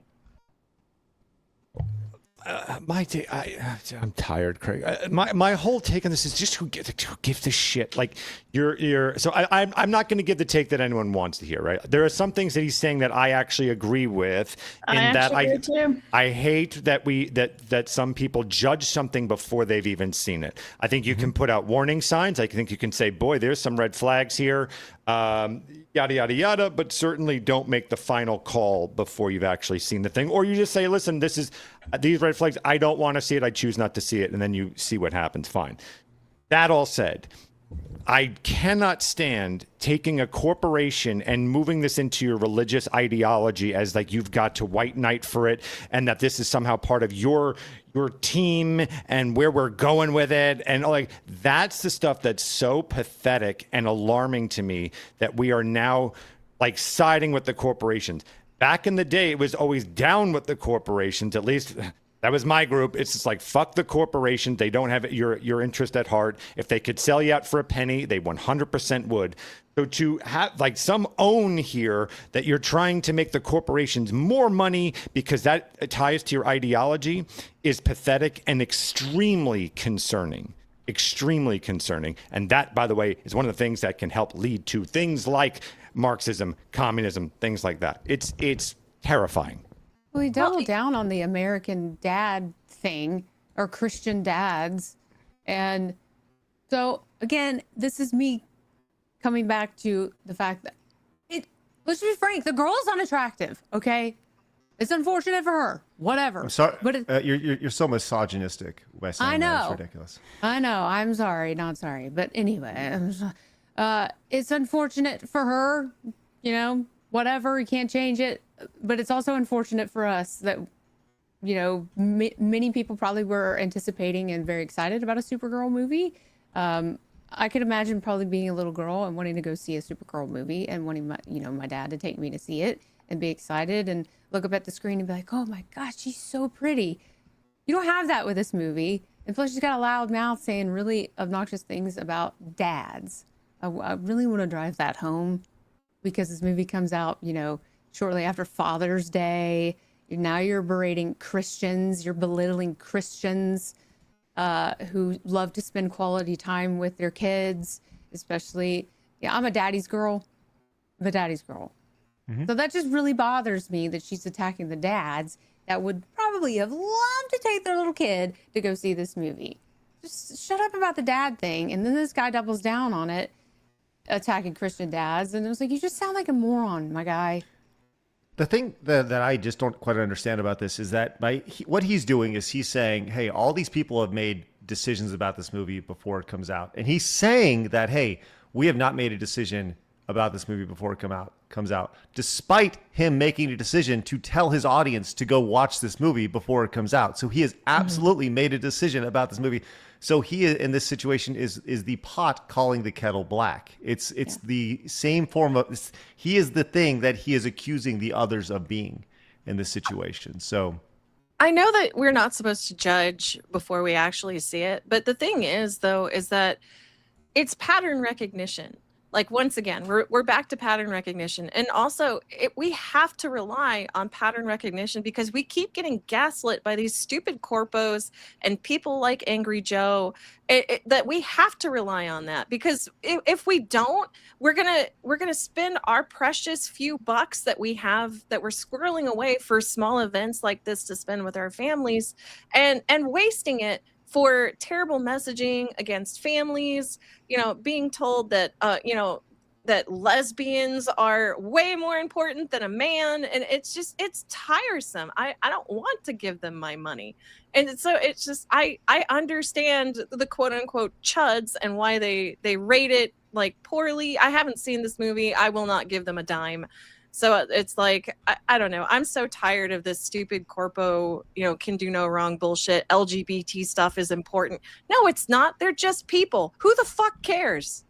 Yeah, not to mention the spin that James Gunn is trying to put on the DC universe. Like, A for effort, I guess, but, F for execution, because speaking for myself, when I think Superman, I think epic.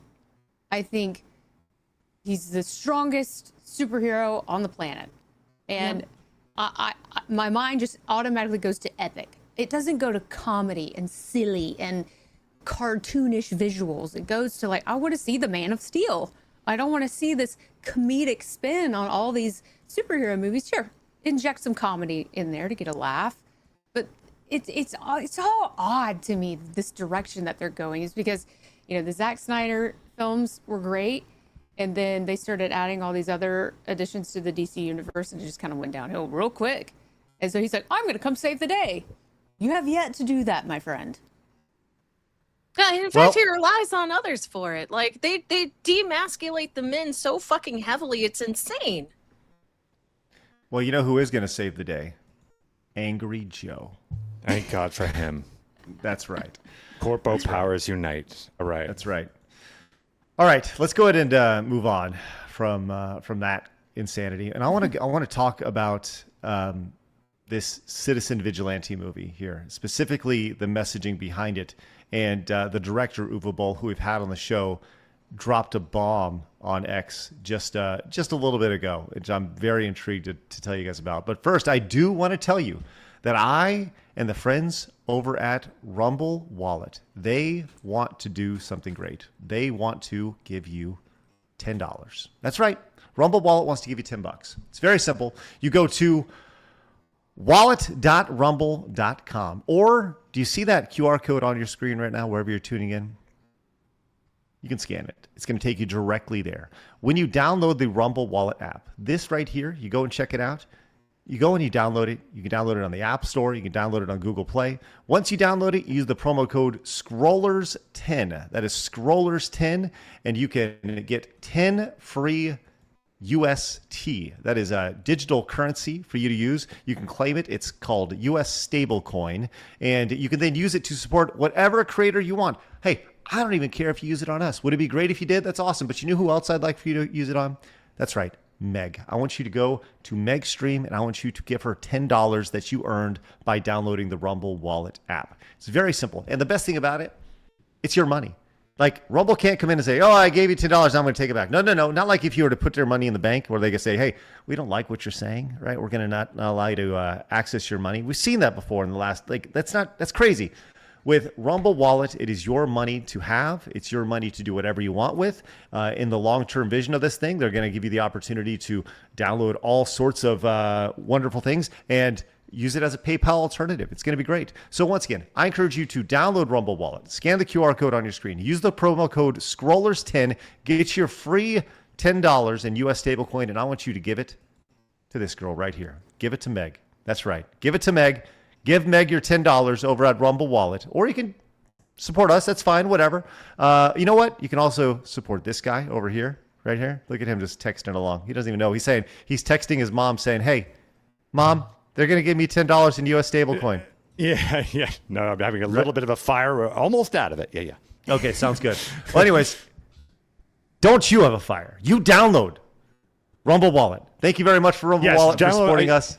You know how much I love Rumble. I'm wearing this hat every day, so I absolutely do love it. We do it over on my channel. We use it all the time, and I love it. The great thing I love about it is that it keeps you in the ecosystem. You can support, as Craig has said, you can support small channels, big channels, you name it, and it just stays within this wonderful community. So I absolutely love Rumble Wallet. Hell yes. All right, awesome. Well, thank you guys very much. Thanks to Rumble Wallet for supporting us and keeping the show strong. And so once again, they support us. Please consider supporting them. Awesome. Thank you, Rumble Wallet, for your great support. All right, we do have, you guys have said a lot here, and I want to get to this Uwe Boll clip here in just a second, but we do have some supers we need to read because you guys have said a lot about this Joe situation. But first, Siver came in using Rumble Wallet with $5 US. Thank you very much. Says the problem with fools like Angry Joe is that their millennial woe quote are the millennial woe quote. It's amazing how much leftist discourse is just them pretending not to understand things, thus making discourse impossible. Oh, yes. Thank you, Siver. Appreciate that greatly. Blaz, are there any supers we need to get immediately? Or can we come back to some of these in a little bit? I do want to bring this one up because I have something pulled up for. So Camel Toe Tag says Millie Alcock looks like Will Poulter 100%, and I can't unsee it because I actually went and Googled him. And I was like, oh my God, you're not wrong, dude. Oh yeah, that's exactly who I was thinking of. It Yeah, looks they're like identical. related. Just far uglier, but yes. Wait. No, I noticed Tom Holland has the same thing with the mouth. Why do they always look like they have frogs hidden behind their Yeah, lip? I knew you were gonna say that. They have a frog in their mouth. That's what Tom Holland said he has. It also looks like the kid with the bad kid from Toy Story 1. What was that kid's name? Sid. Oh, yeah. Sid. Yeah. Looks identical. He dressed up like him for Halloween. That makes sense. Really? Yeah. Yeah. That's awesome. Hey, Mad Frog came in with 1999 with for Lord of the Rings. Says Rings of Power doesn't character assassinate the original main characters like the Star Wars trilogy does with Han, Luke, and Leia. Indy 5 does do this. It shows him old and washed up and gets knocked out by a woman. Thank you, Mad Frog, with $20 for Lord of the Rings. I will get to the rest of your super chats, direct donations, and Rumble rants throughout the duration of the show, including Nameless World came in at $20. This is Lord of the Rings, hands down. Also, I haven't seen Angry Joe and Phoenix in the same room either. Just saying. Interesting. Thank you. Yeah, but Phoenix isn't fat. Oh, wow. Thank you. All right, nice. Yet. Gold Soul Ninja with $20 says, "You shall not pass" for Lord of the Rings and the Age of Normal Man. Thank you very much, Gold Soul Ninja. Let's get an update real quick, Phoenix, before we move on to our next story. Where are we? Where's the tally at? By the way, sorry about that. I have a massive leak in my bathroom right now. Oh, no. Yeah, everything's fine. Okay. It is currently 403.08 for the Lord of the Rings and 151.99 for the Indiana Jones franchise. Wow. Okay. Maybe still everyone's game? Do you have a leak because you blocked the toilet? Maybe. All right. Nice. Excellent. Okay. Well, we will... Thank you very much, Phoenix. Appreciate that. And we'll continue to tally up the total. I think Indy is in striking distance here. It is. It totally is. We've seen that happen before. All right. Let's go and move on. We've talked about this movie, it's called Citizen Vigilante. Yes. Yep. But it's like Citizen Justice. It's from Uwe Boll. Share this over on X. Ladies, have you heard about this movie? I have not. I had not. Mm-mm. Okay. This movie has been banned in Germany because it's been deemed, well, they're worried that children will emulate what they're seeing. And it's also been called like too real for today's society. It's more or less meant to be like a revenge killer movie, kind of like Taken, or something like that, or John Wick, where he goes out and he takes out a lot of people who've done bad things. Yes, Phoenix? Now I have a quick question for you, Craig. If this was reversed and it was some kind of minority taking on the patriarchy and like big CEOs, like we've seen with like Luigi, that idiot, Mangione. How fast would that be greenlit and showed in every theater in the country? And praised profusely by all media. Yes, yes, by Stunning and Brave. Do they even have guns in Germany? There are laws. I don't know the exact laws, but I know that Army Hammer here, which, by the way, Army Hammer, he was cast out of society about 4 or 5 years ago for some things that he did. This is kind of seen as his comeback here. But in the movie, I know he has guns. And I don't know if this movie actually did. Yes. Thank you for that, Blabs. But in the movie, I can tell you this, Army Hammer does have guns. And what's happened is yesterday they announced that the movie would be available for free for everyone to watch on X. And it is. It's been viewed 6 million times here. Elon Musk also retweeted it with 14 million more views. So you can watch the entire movie for free here over on X. Wow. And the reviews of it are mixed, I would say. Look, Uwe Boll is not seen as like Stanley Kubrick, right? He's not exactly thought of as like this master filmmaker, but he very much believes in what he's doing. And this film in particular is about things that are happening in society today. Some would say that, some of the grape culture that's happening over in the UK right now, it kind of hits a little bit too close to home. And this guy, who happens to be a white guy, is taking revenge on a bunch of people who did not assimilate to the culture, if you will. So it's upset some people. And that's one of the reasons why it's being banned. So with that said, they're showing this for free on X right now.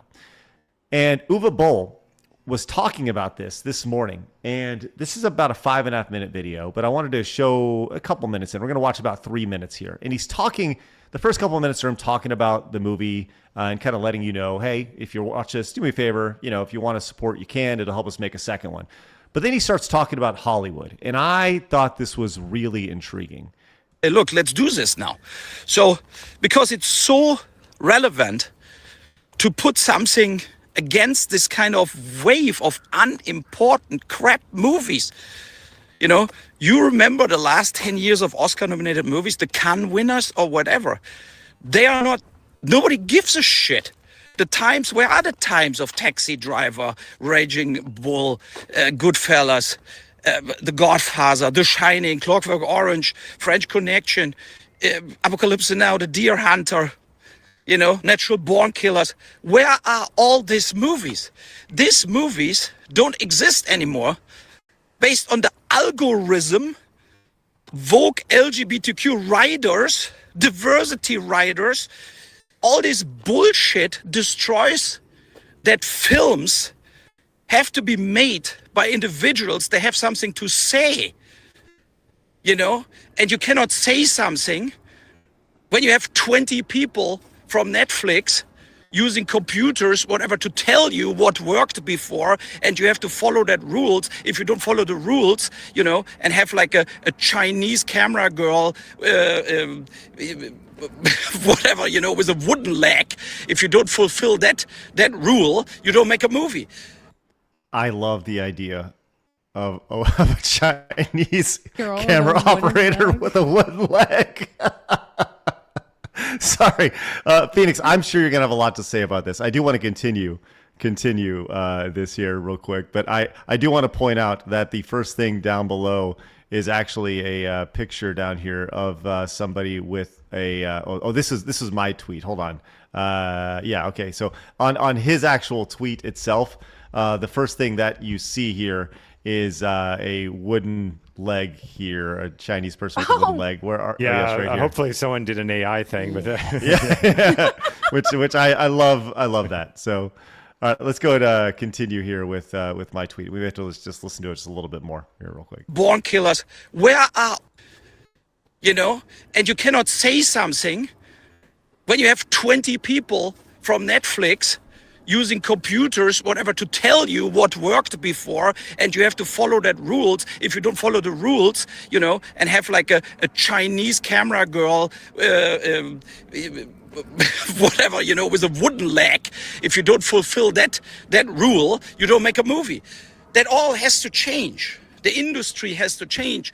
And I think Citizen Vigilante is kind of a movie what provides this, you know, and they ignored Donald Trump. That's what I meant with Donald Trump. The only reason Donald Trump got elected was exactly that what happens right now. Like, nobody wanted him to get elected from that mainstream media.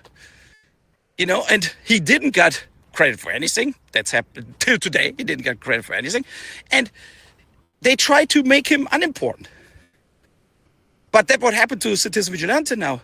That's what happened to Donald Trump. That is why Donald Trump got elected twice. Because the people, and not the gatekeepers and the people who want to decide what we like, what we have to, you know, where we have this kind of like, you watch what we show you. And if you don't like it, then we show you more of it till you like it. That's Hollywood. Look at Supergirl. You know, all these movies are all like artificial bullshit. And the audience hates them. They're spending $200 million for all kinds of crap. And then they're putting $200 million in advertising because they're recognizing nobody wants to see this. But with enough money of advertising, then you buy reviews and you make big ads in newspapers, so the newspaper gives you a good review, and then it looks like somebody made a masterpiece making Superman again. But the audience knows that all this stuff is crap. They know it. You know? And here we have something where they desperately say, oh, that's bad filmmaking. No, it's not. The film is nitty gritty, like the real movies of the 80s, 90s, where we grew up with, where we felt that's a movie. You know, Dirty Harry, Death Wish, that's a movie. That's the point. Thank you. I love it. It just wraps it up. Thank you. Thank you. All right. So he said a lot there. And Phoenix, I know you are, you know, at one time in your life, you were close to this system here, and you hear what he has to say about the Hollywood system, Netflix, the algorithm. The floor is yours, because this is why I wanted to hear what you had to say about this. Yeah, this is tricky because it's like, yep, he said it, right? Like it's everything he's saying is perfectly spot on, and I think most people would probably agree with him. You know, the unfortunately, this gets into such a big conversation that I want to try to avoid. But, you know, we haven't had a quote unquote important, I don't mean this potentially, we just haven't had an important film in a long time, right? We get a lot of corporate films, which are great. They're popcorn films. You get a lot of those. But we haven't had anything that actually challenges society and culture and the system the way that many of the films that he had mentioned had. We look back at those movies maybe fondly now, but at the time of their releases, like, A Taxi Driver, for instance, was a cultural shock to the system when that came out, which is why it had such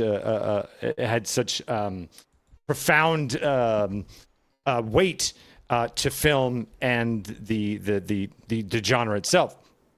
Now, unfortunately, he has a very, very uphill battle against him because so many things have changed. No one wants to make that thing because you're not going to get anyone to produce that thing. No one's going to give you money because they're all in bed with one side of the agenda, and no one's going to touch it. On top of that, now as far as movie-going experience, now because of things like Netflix and stuff like that, your money that you're even going to get to take a risk is now next to nothing. Where they used to make independent films and used to take risks because maybe an audience will find it. Now with streaming and stuff like that, that's kind of done away with it. Like, that's why you don't see even popcorn films like romantic comedies have kind of ceased to be, and comedies ceased to be because it makes more sense to put them on streaming. So anyway, my point is everything he said is right. I don't even know how you can make change with this, though, because of the entire uphill battle. No one's giving you money. You got streaming services to boot. The only thing I would say, oddly enough, coming off the Angry Joe thing, which is kind of funny, is when you see films like this that are trying to make a statement and to maybe try and turn things around, consider supporting those films as best as you can. Give an honest review. Say, I saw it, wasn't a big fan of it, yada yada yada. But consider trying to support that, or look towards people that are trying. Maybe this is a better idea. Look towards making something a little risque and trying to support that film in the process. If there's a GoFundMe or whatever the hell it is, do things like that. But like I said, Craig, he said it perfectly. There's not much I can add. I can just say, boy, he has an uphill battle. And actually, big props to him. And I had said this to him when he was here. Major props to you for taking on this system, because I know just how hard that is and what this will mean for him and anyone included in that film. Talk about bravery, artistic bravery. That actually is pretty brave. I would like to see that from an American. Yeah. It's sad that we have to rely on a person who lives in Germany, I think. But like to say the obvious, like I'm sick of big corpos dictating what we can and can't enjoy. I'm happy to hear, him saying like all this wonderful stuff.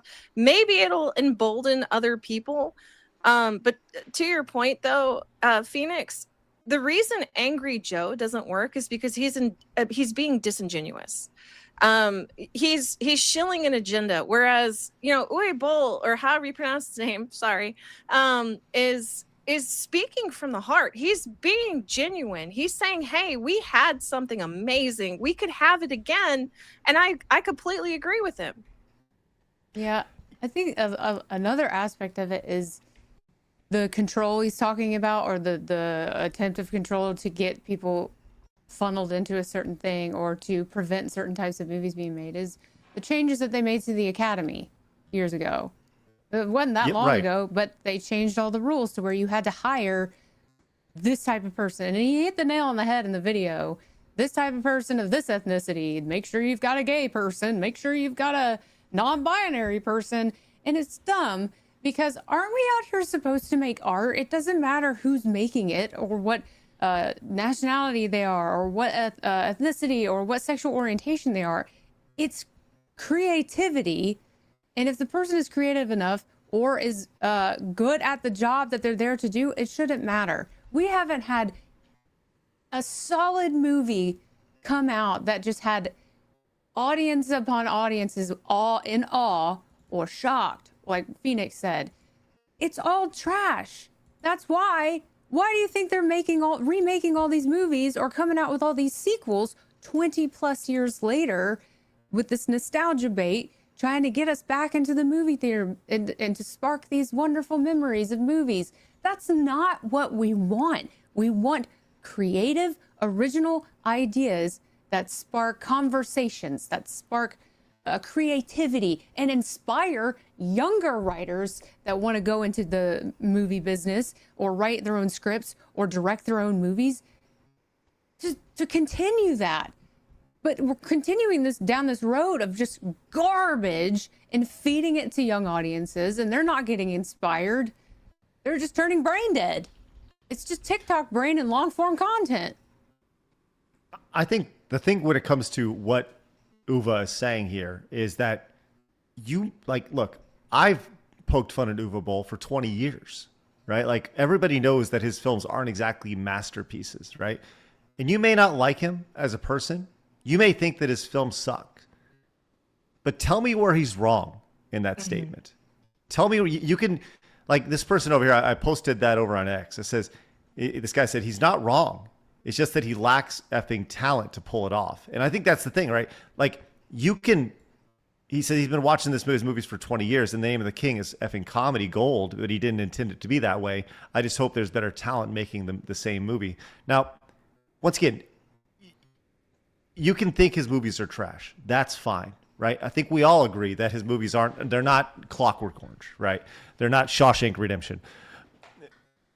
But what he's saying here should not dilute, or his work should not dilute his words here and his actions. Because Phoenix, I'm with you. It takes balls. It takes balls to do this and to fight the system and to say, hey, and ultimately to release a movie that cost you $9 million for free over on X.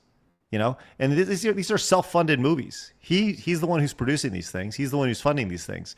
So, you know, talk about going an uphill battle right here. I mean, another comment that was pretty funny over here was from Kyle over on X. He says, "How did I end up on the same guy who butchered House of the Dead and Alone in the Dark and Blood Rain?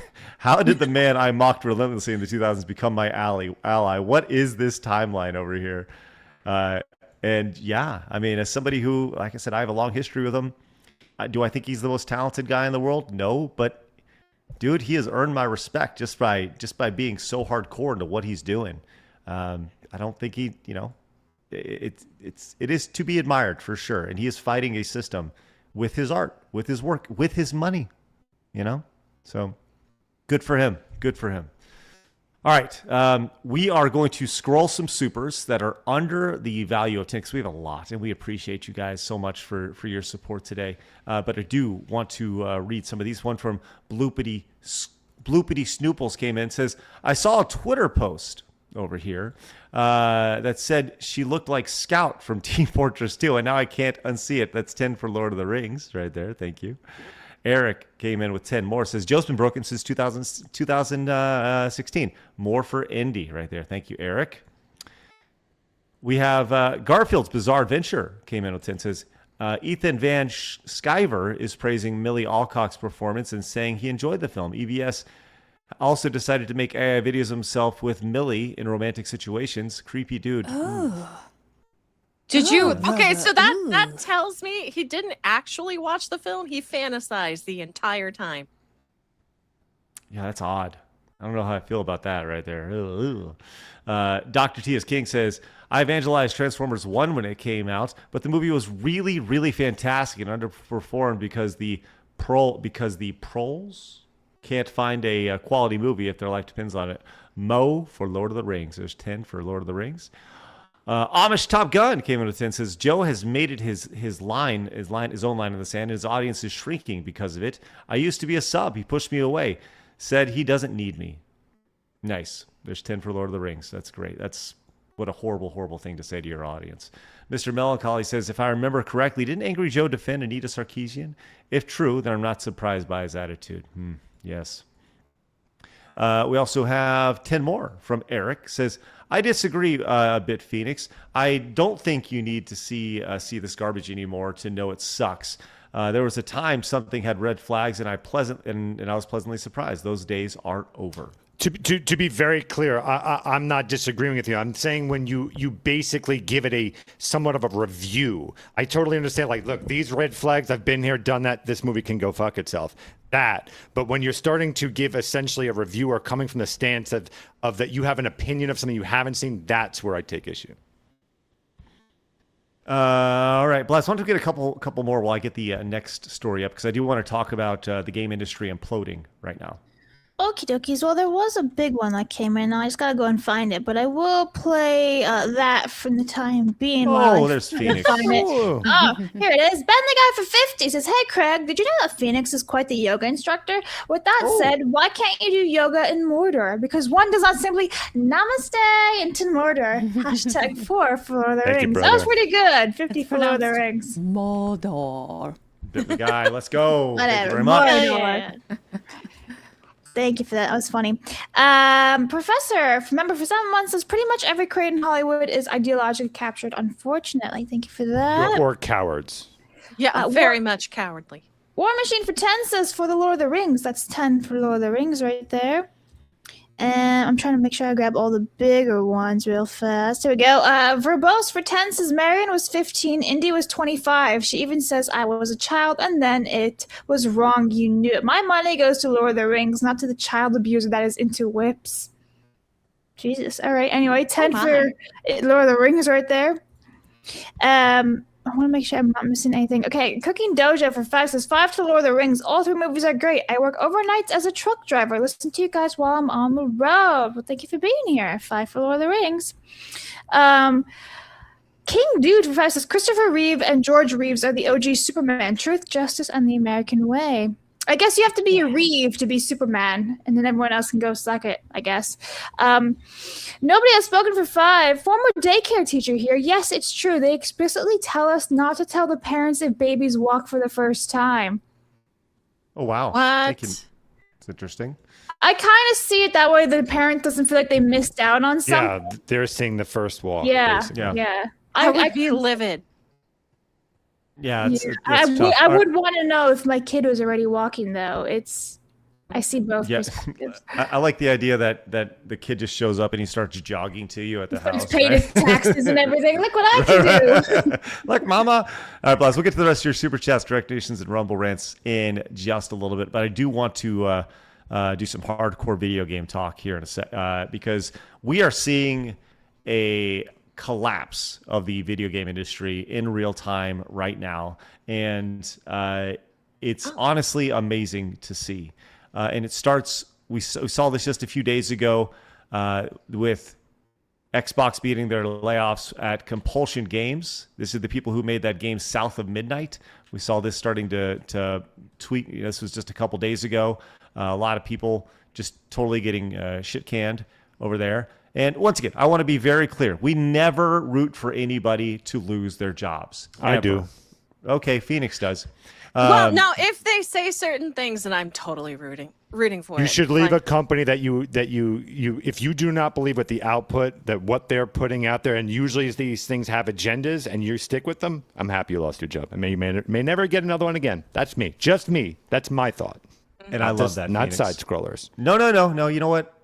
We're going to take that mantra. Phoenix speaks for all of us. Yeah. I Congratulations. did it. All right, So excellent. should you. Fuck off. That's right. We also saw Bungie yesterday put out a statement saying, we are announcing a reduction of in force as we reorganize Bungie. That's not very good. Lots of folks lost their job as well, including the studio head, Justin Truman, right here, stepping down. So that's not good.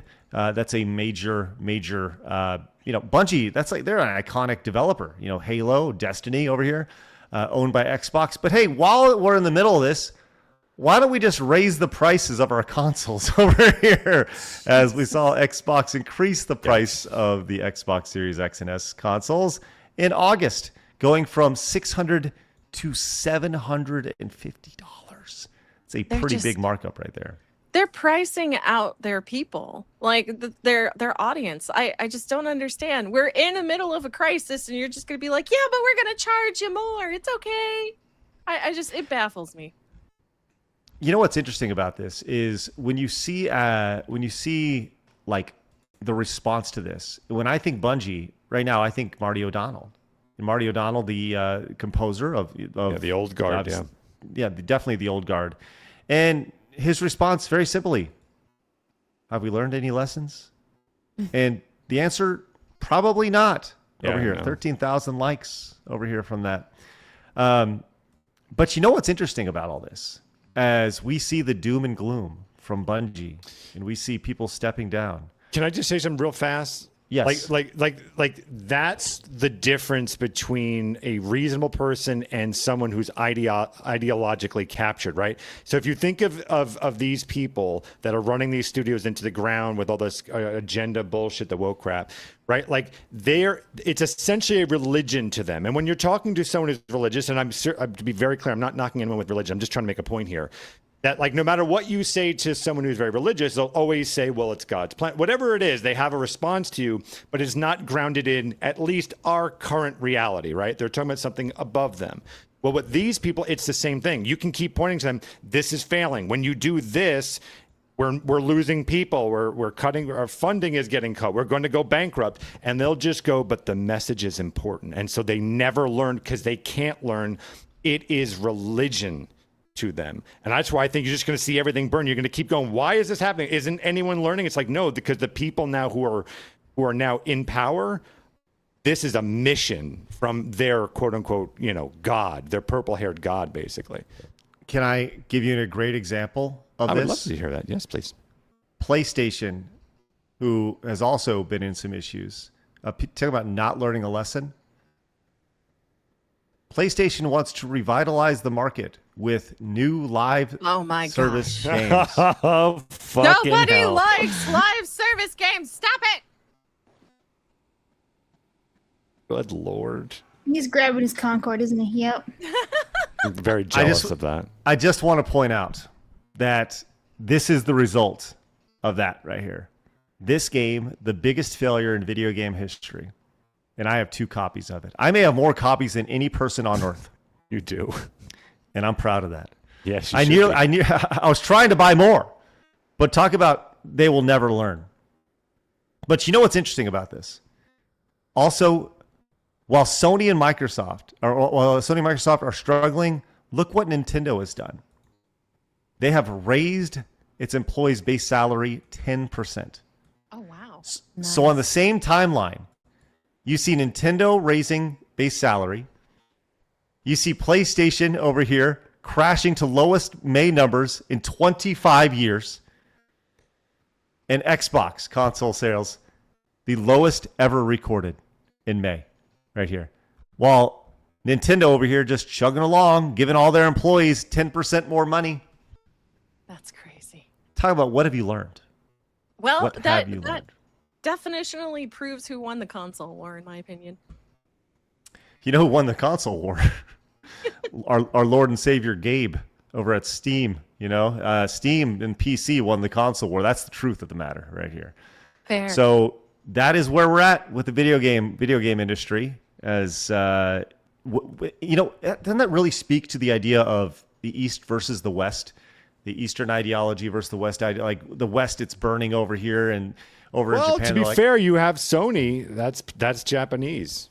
Yeah, but a lot of their decisions over here, specifically when it comes to live service games, like I kind of disagree because they are in the sense that they are a little behind us on the woke stuff and they're getting hit hard. So I mean, like it's going to catch up, I feel like. Yeah. Legendary Drops has this great tweet. It's great. Goes 1 for 12 with failed live service games. Mass layoffs and studio closures. Lights billions in fire. Stops development in Destiny 2. Let's do it again. Pretty much. All right. There's your video game talk as on the #1 video game and entertainment podcast on God's green earth. Glad you guys have hung out with us today here on this Finish Strong Friday. Wonderful show today. And do us a favor, hit the thumbs up button if you guys have spent more than 30 seconds with us. We'd really appreciate it. There's a direct correlation between you guys hitting that thumbs up button and actual growth of the channel. We'd really appreciate that. Seb came in with $16 directly, or direct donation side. Says, hey guys, interested in your thoughts on the Big Bang Theory.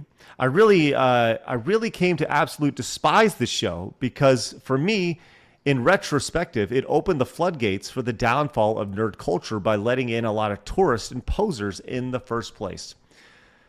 So, Big Bang Theory, I've never watched the show. I've seen a good chunk of it.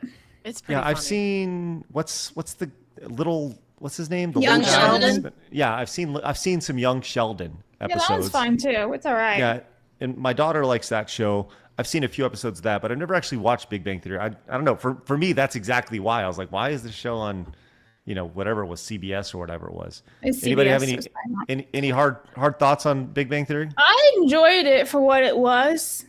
I can understand why a lot of like hardcore nerds, dorks, they were upset with it. I can understand that.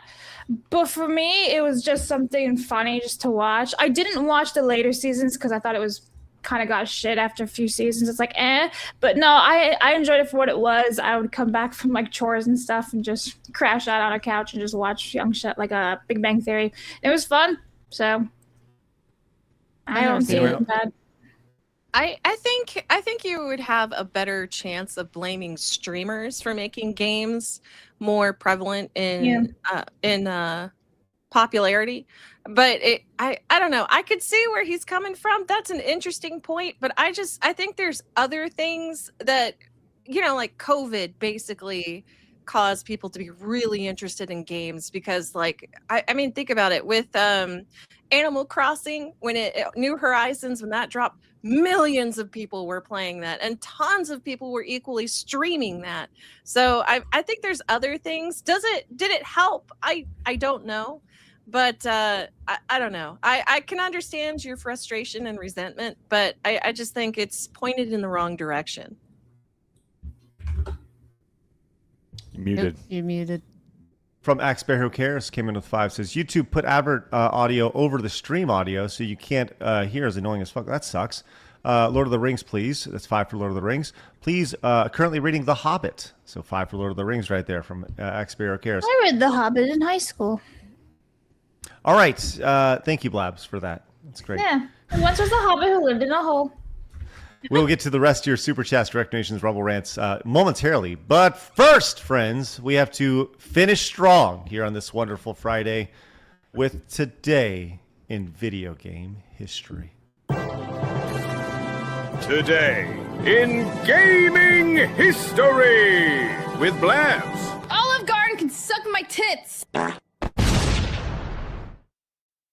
So violent. It's ridiculous. It's a great day today because it's June 26th, which means it's 626, and that means Kirby 64, The Crystal Shards was released. Disney Pixar Ratatouille was released in 2015. And then God! 2018, and look what I got. Oh, mine is when I was a kid. And it's got the manual. I got the manual here, and because it was the 2 CDs, I actually have both CDs. Oh, please don't touch them like that. That's just. I had to do it real fast to show you guys. I don't normally touch them with my fingers. The end. Oh, I love it. It's actually a pretty good game. It actually is a phenomenal game. I played it really recently, like in the last couple of years on my Twitch. I need to play it again because I never saved the VODs. But yeah, it's a great game. In Craig's head, he's just hearing the. So that's today's chat. It looked like dial-up for a bit. He just kind of lost connection. All right. Well, you tell me. As some noticeable games that you absolutely missed today, Blabs. And No, you decided I to didn't. put Ratatouille. Absolutely, because I got show and tell for a change. I'm curious to see- Prop. Craig, that is the real reason, by the way. That's amazing, That Blab. is the real reason. She wanted Some a noticeable prop. games that she missed. And I'm very curious to see if Phoenix has this game. I have Ratatouille for shit, sure, yeah. have Little Little Samson. You. I have it. Do you really? Yes, I've said that many times. I've even shown it on here.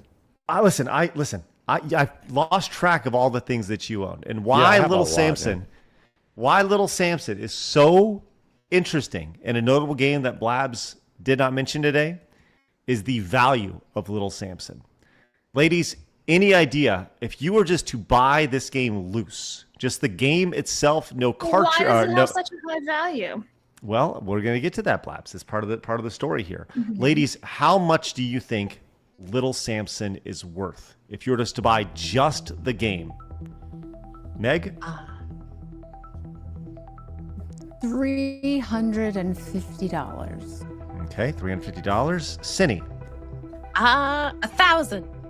$1,000. Blabs? Since you're asking, I'm gonna say like $5,000 for funsies.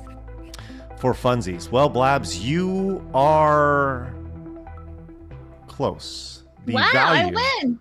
is actually you went over $2,332. If you buy it brand new, $20,000 here for this game. Phoenix, can you tell these ladies why Little Samson is so valuable?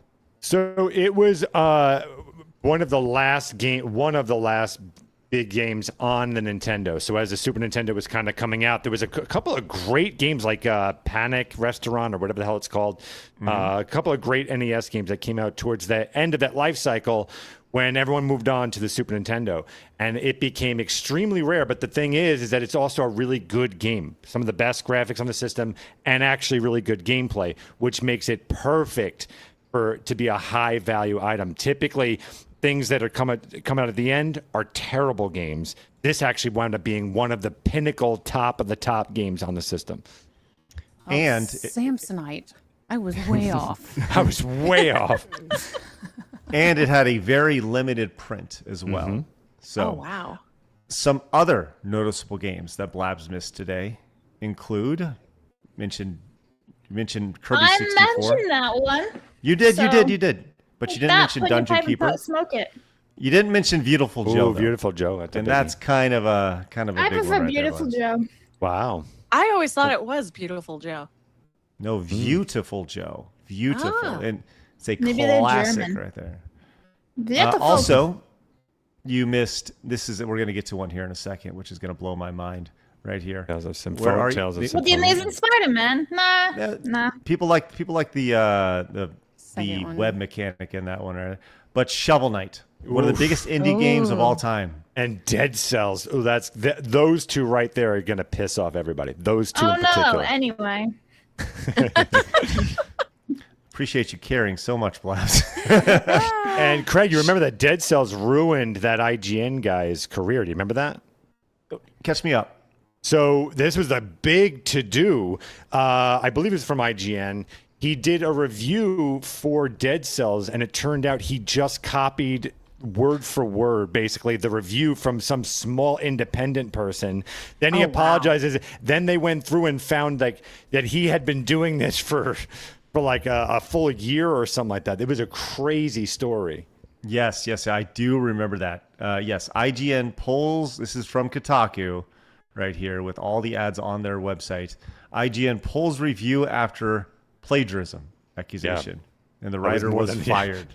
Yeah. Yes. So, I do recall that. Thank you for the reminder on that. Let's see, and that's it, Blabs. So you missed some pretty noticeable games in there. Oh, okay. Well, of course you didn't, because Ratatouille. Precisely. Look, it's like hello. Hello? Good point. This is Blabs' mood right now. Boo, you whore. All right. I need that soundbite. Speaking of that, I just saw like the best review for the Supergirl trailer, and it relates to Mean Girls. Brett from Pop Culture Crisis, his wife said it was better than the Mean Girls musical. Was it a musical? Yeah, better than the Mean Girls musical. So that's a pretty low bar. So, yeah. Anyway. Thank you, Blabs. Appreciate that. Yeah, just all right. We need to get a tally real fast, Phoenix. Where are we with Lord of the Rings versus Indiana Jones? All right, here we go. Oh boy. It is $559.54 for the Lord of the Rings franchise and $173.99 for the Indiana Jones franchise. Not looking good. Not looking good for Indy. My childhood is just being shit on all over the place right here. It's ridiculous, and I'm wildly upset right now. Thank you, Phoenix, for that. But at least we know Meg and Cinny are going to be right when it comes to this. But there's still time. Because we have a couple supers to get to before we finish up. Before we get to those supers, quick reminder, use that promo code 50OFF over at Side Scrollers Plus, because coming up just about 6 days from now, we're doing our big Star Spangled Brotacular Thursday, July 2nd with Leaflet. Would love for you to pop in and join us exclusively over on Side Scrollers Plus. You're going to see a lot of Plus content coming out. We're going to own Thursdays, Thursday afternoons. That's what we're trying to own moving ahead. So Mark it in your calendar. If you're a Plus member, lots of great content coming your way. Use that promo code 50OFF and join us over at sidescrollersplus.com. That's 50% off the entire year. Once again, we don't use that promo code very often, but when you do, you got to make sure you use it. All right, let's get to this real fast. We have Retromeister for 10 says, morning scrollers. First off, Lord of the Rings for the win. Uwe is 100% right about the state of entertainment. I called it last year that Supergirl was going to be Captain Marvel of DC or Captain Marvel 2.0. Well, Retromeister, turns out you were right. Anthony came in with $20. Says Uwe is right on the money. Right, while the movie may be meh, his messaging around it hits the nail on the head. Can anyone think of a Hollywood movie that is not a sequel or prequel in the past 20 years that was culture changing? $20 for Lord of the Rings. Thank you very much, Anthony. Appreciate that. Cindy, Meg, any thoughts on that? Any? I'm at a disadvantage. I mostly watch anime. I'm a weeb. I mean, you're the power of God and anime on your side. Yes. Yes. That's not a sequel. Yeah, I can't, because to me the most like cinematic moment in history, for in my opinion, in the last 20, 15 years was Endgame. But that was like an accumulation of 10 years leading up to that very moment. So original movie with no sequels or prequels, no, I can't think of anything. All right.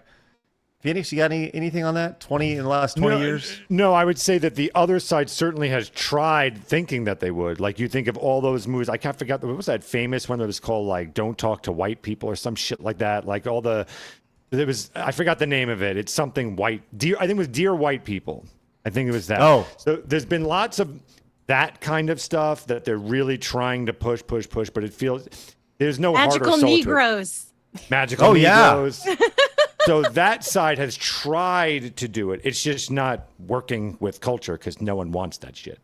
Right. We also have 10 from Anti-Federalist Pain. Came in and says, every console war has ended the same. Sony is the console gamer's console. Nintendo thrives, and the runner-up pivots to software, and the other disappears. Thank you very much.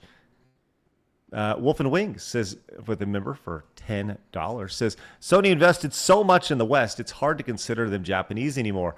Lord of the Ring movies and games will always be absolute peak to me. 10 for Lord of the Rings.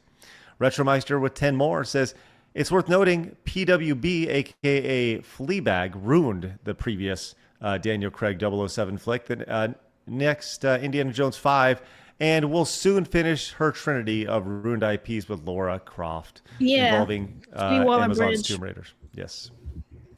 We also have Dr. T is King. Came in and says, Big Bang Theory was a minstrel show, but with nerds instead of African Americans. The internet becoming used by normies in non-West. Smartphones and Apple products is what opened the gates. Mo for Lord of the Rings. There's 10 for Lord of the Rings. All right. Woo, man, what a show today. This has been a lot. We have Meg's link to her channel down below. We do have a suggestion for a raid, Blabs. Did you see set it up already. Oh, that's good. That's good. We're going to go raid somebody over on Rumble, which is great. We're going to be raiding Fused Aegis over on Rumble, which is good. So we'll be heading over there. All you Rumble, just hang tight. You guys hanging out over on YouTube. We're going to figure out a way to raid over there. I don't know what we're going to do. We'll figure that out. With that said, you can find Meg's information down below. You can find Cindy's information down below. Ladies, do you have anything coming up that you'd really like to promote? Oh, I do. Go ahead. Well, you guys, I normally stream on YouTube, Rumble, and Kick. But this Sunday, I'm doing a special Twitch event because I'm trying to branch out a little bit. So I'll be streaming Expedition 33 at around 11 p.m. CST on Sunday. I'm really, really looking forward to it. I love Expedition 33 quite a bit. So I'm starting over, and it's going to be a regular thing until I complete the game. Awesome. Nice. That's excellent. All right. Meg, you got anything? Well, Meggie is leveling up, and I am taking the rest of the month off for June. Ooh. And I'm going to take that time to plan some fun things to grow on other platforms. You can find me on everywhere. I'm on Twitch, I'm on YouTube, I'm here on Rumble, I'm on TikTok, I'm on Instagram, I'm on X. Everything is at MeggieMoo32. But I am taking the rest of the month off so that I can plan some really cool things and fun stuff. I've already been working on a lot of fun, integrated, and immersive and interactive things for my stream. So it's going to be really fun. And I'll be on Phoenix's show on Sunday. Nice. Can't wait to have you, Meg. Excellent. Phoenix, would you like to tell everybody about your friend you have in your pants? A little otter pants. Yeah, I like this otter very much. Yeah, Look I like at you. otters. There he is. That's wonderful. Hands, You're so cute. You know, that otter. All right. Well, you can find everybody's information down in the description below. Do us a favor, hit the thumb. I know. We got to hit the thumbs up button. But first, we need. Yes. I know, Blabs. I know. Because what are we doing, Blabs? We're gonna go do the Showdown finale now. All right, here we go, ladies and gentlemen. This is it. Some of you got to be burning your DVD copies of one of them. Here we go. Because it is $609.54 for the Lord of the Rings franchise and $183.99 for the Indiana Jones franchise, which of course means that the winner is in fact Lord of the Rings. Who could have saw that coming? What an exceptional day. Lord of the Rings knocking off Indiana Jones, moving on in our tournament of greatest movie franchises ever. To accept on behalf of Lord of the Rings, she has a sword and she knows how to use it. It's MeggieMoo32. For Frodo! We did it! All right. Yes. Just wave that thing around, Meg. Relax. It's actually really heavy. That's what she said. All right. Excellent. Okay, well, there we go. Time to get out here. Guys, get outside, touch some grass. Go make sure you subscribe to everybody down in the description below. Appreciate you guys popping in and spending some time with us on a day-to-day basis. We'll be back on Monday at 11 a.m. Central Time when we are joined by... Mitsu and Nyannis. Ooh, it's going to be a good show. It's Nyannis. No, it's Nyannis. Is it really? That's what she says. Uh-huh. It's like my anus. Yeah. It's so funny. She's been on the show. Oh my gosh. I've been saying your name wrong for a while. It's so good. It's so good. All right. Hey, Phoenix, real quick, can I get an update on the bracket? Yeah, sure. Here we go. We can. Here's the overview, but let's actually go where it started. There it is. So it's Fast and Furious versus Harry Potter. Fast and Furious came out ahead. MCU versus the DCU. MCU came out ahead, going on to the other side. Star Wars versus Star Trek. Star Wars is the winner. 007 versus Mission Impossible. This I was surprised by. 007, I mean, destroyed it. So now Lord of the Rings, like over here, Lord of the Rings versus Indiana Jones. We got Lord of the Rings there. So next week is going to be a good one. Next week is probably one of the tougher ones. I'm going to tell you this right now, Phoenix. I think that when Lord of the Rings, this is my prediction. I think it's going to be Lord of the Rings versus Fast and Furious. And I'm going to be honest, I think you are going to be distraught that day. I am fully planning to take a sick day the following day because I'll be so distraught. But we'll see. We'll see if we have any fast heads out there that may come in clutch. You see what I'm saying? Now you see what I did there. Do you see what I did there? And I appreciate that about that. That's a car reference right there. All right, guys, hit the thumbs up button on the way out. Guys, have a great weekend. See you guys later. And remember, people are going to try to keep you down. Do not let them. You guys got a goal. Man, go get that thing. We'll see you guys later. Have a great day. Bye-bye. God bless America! And God bless America.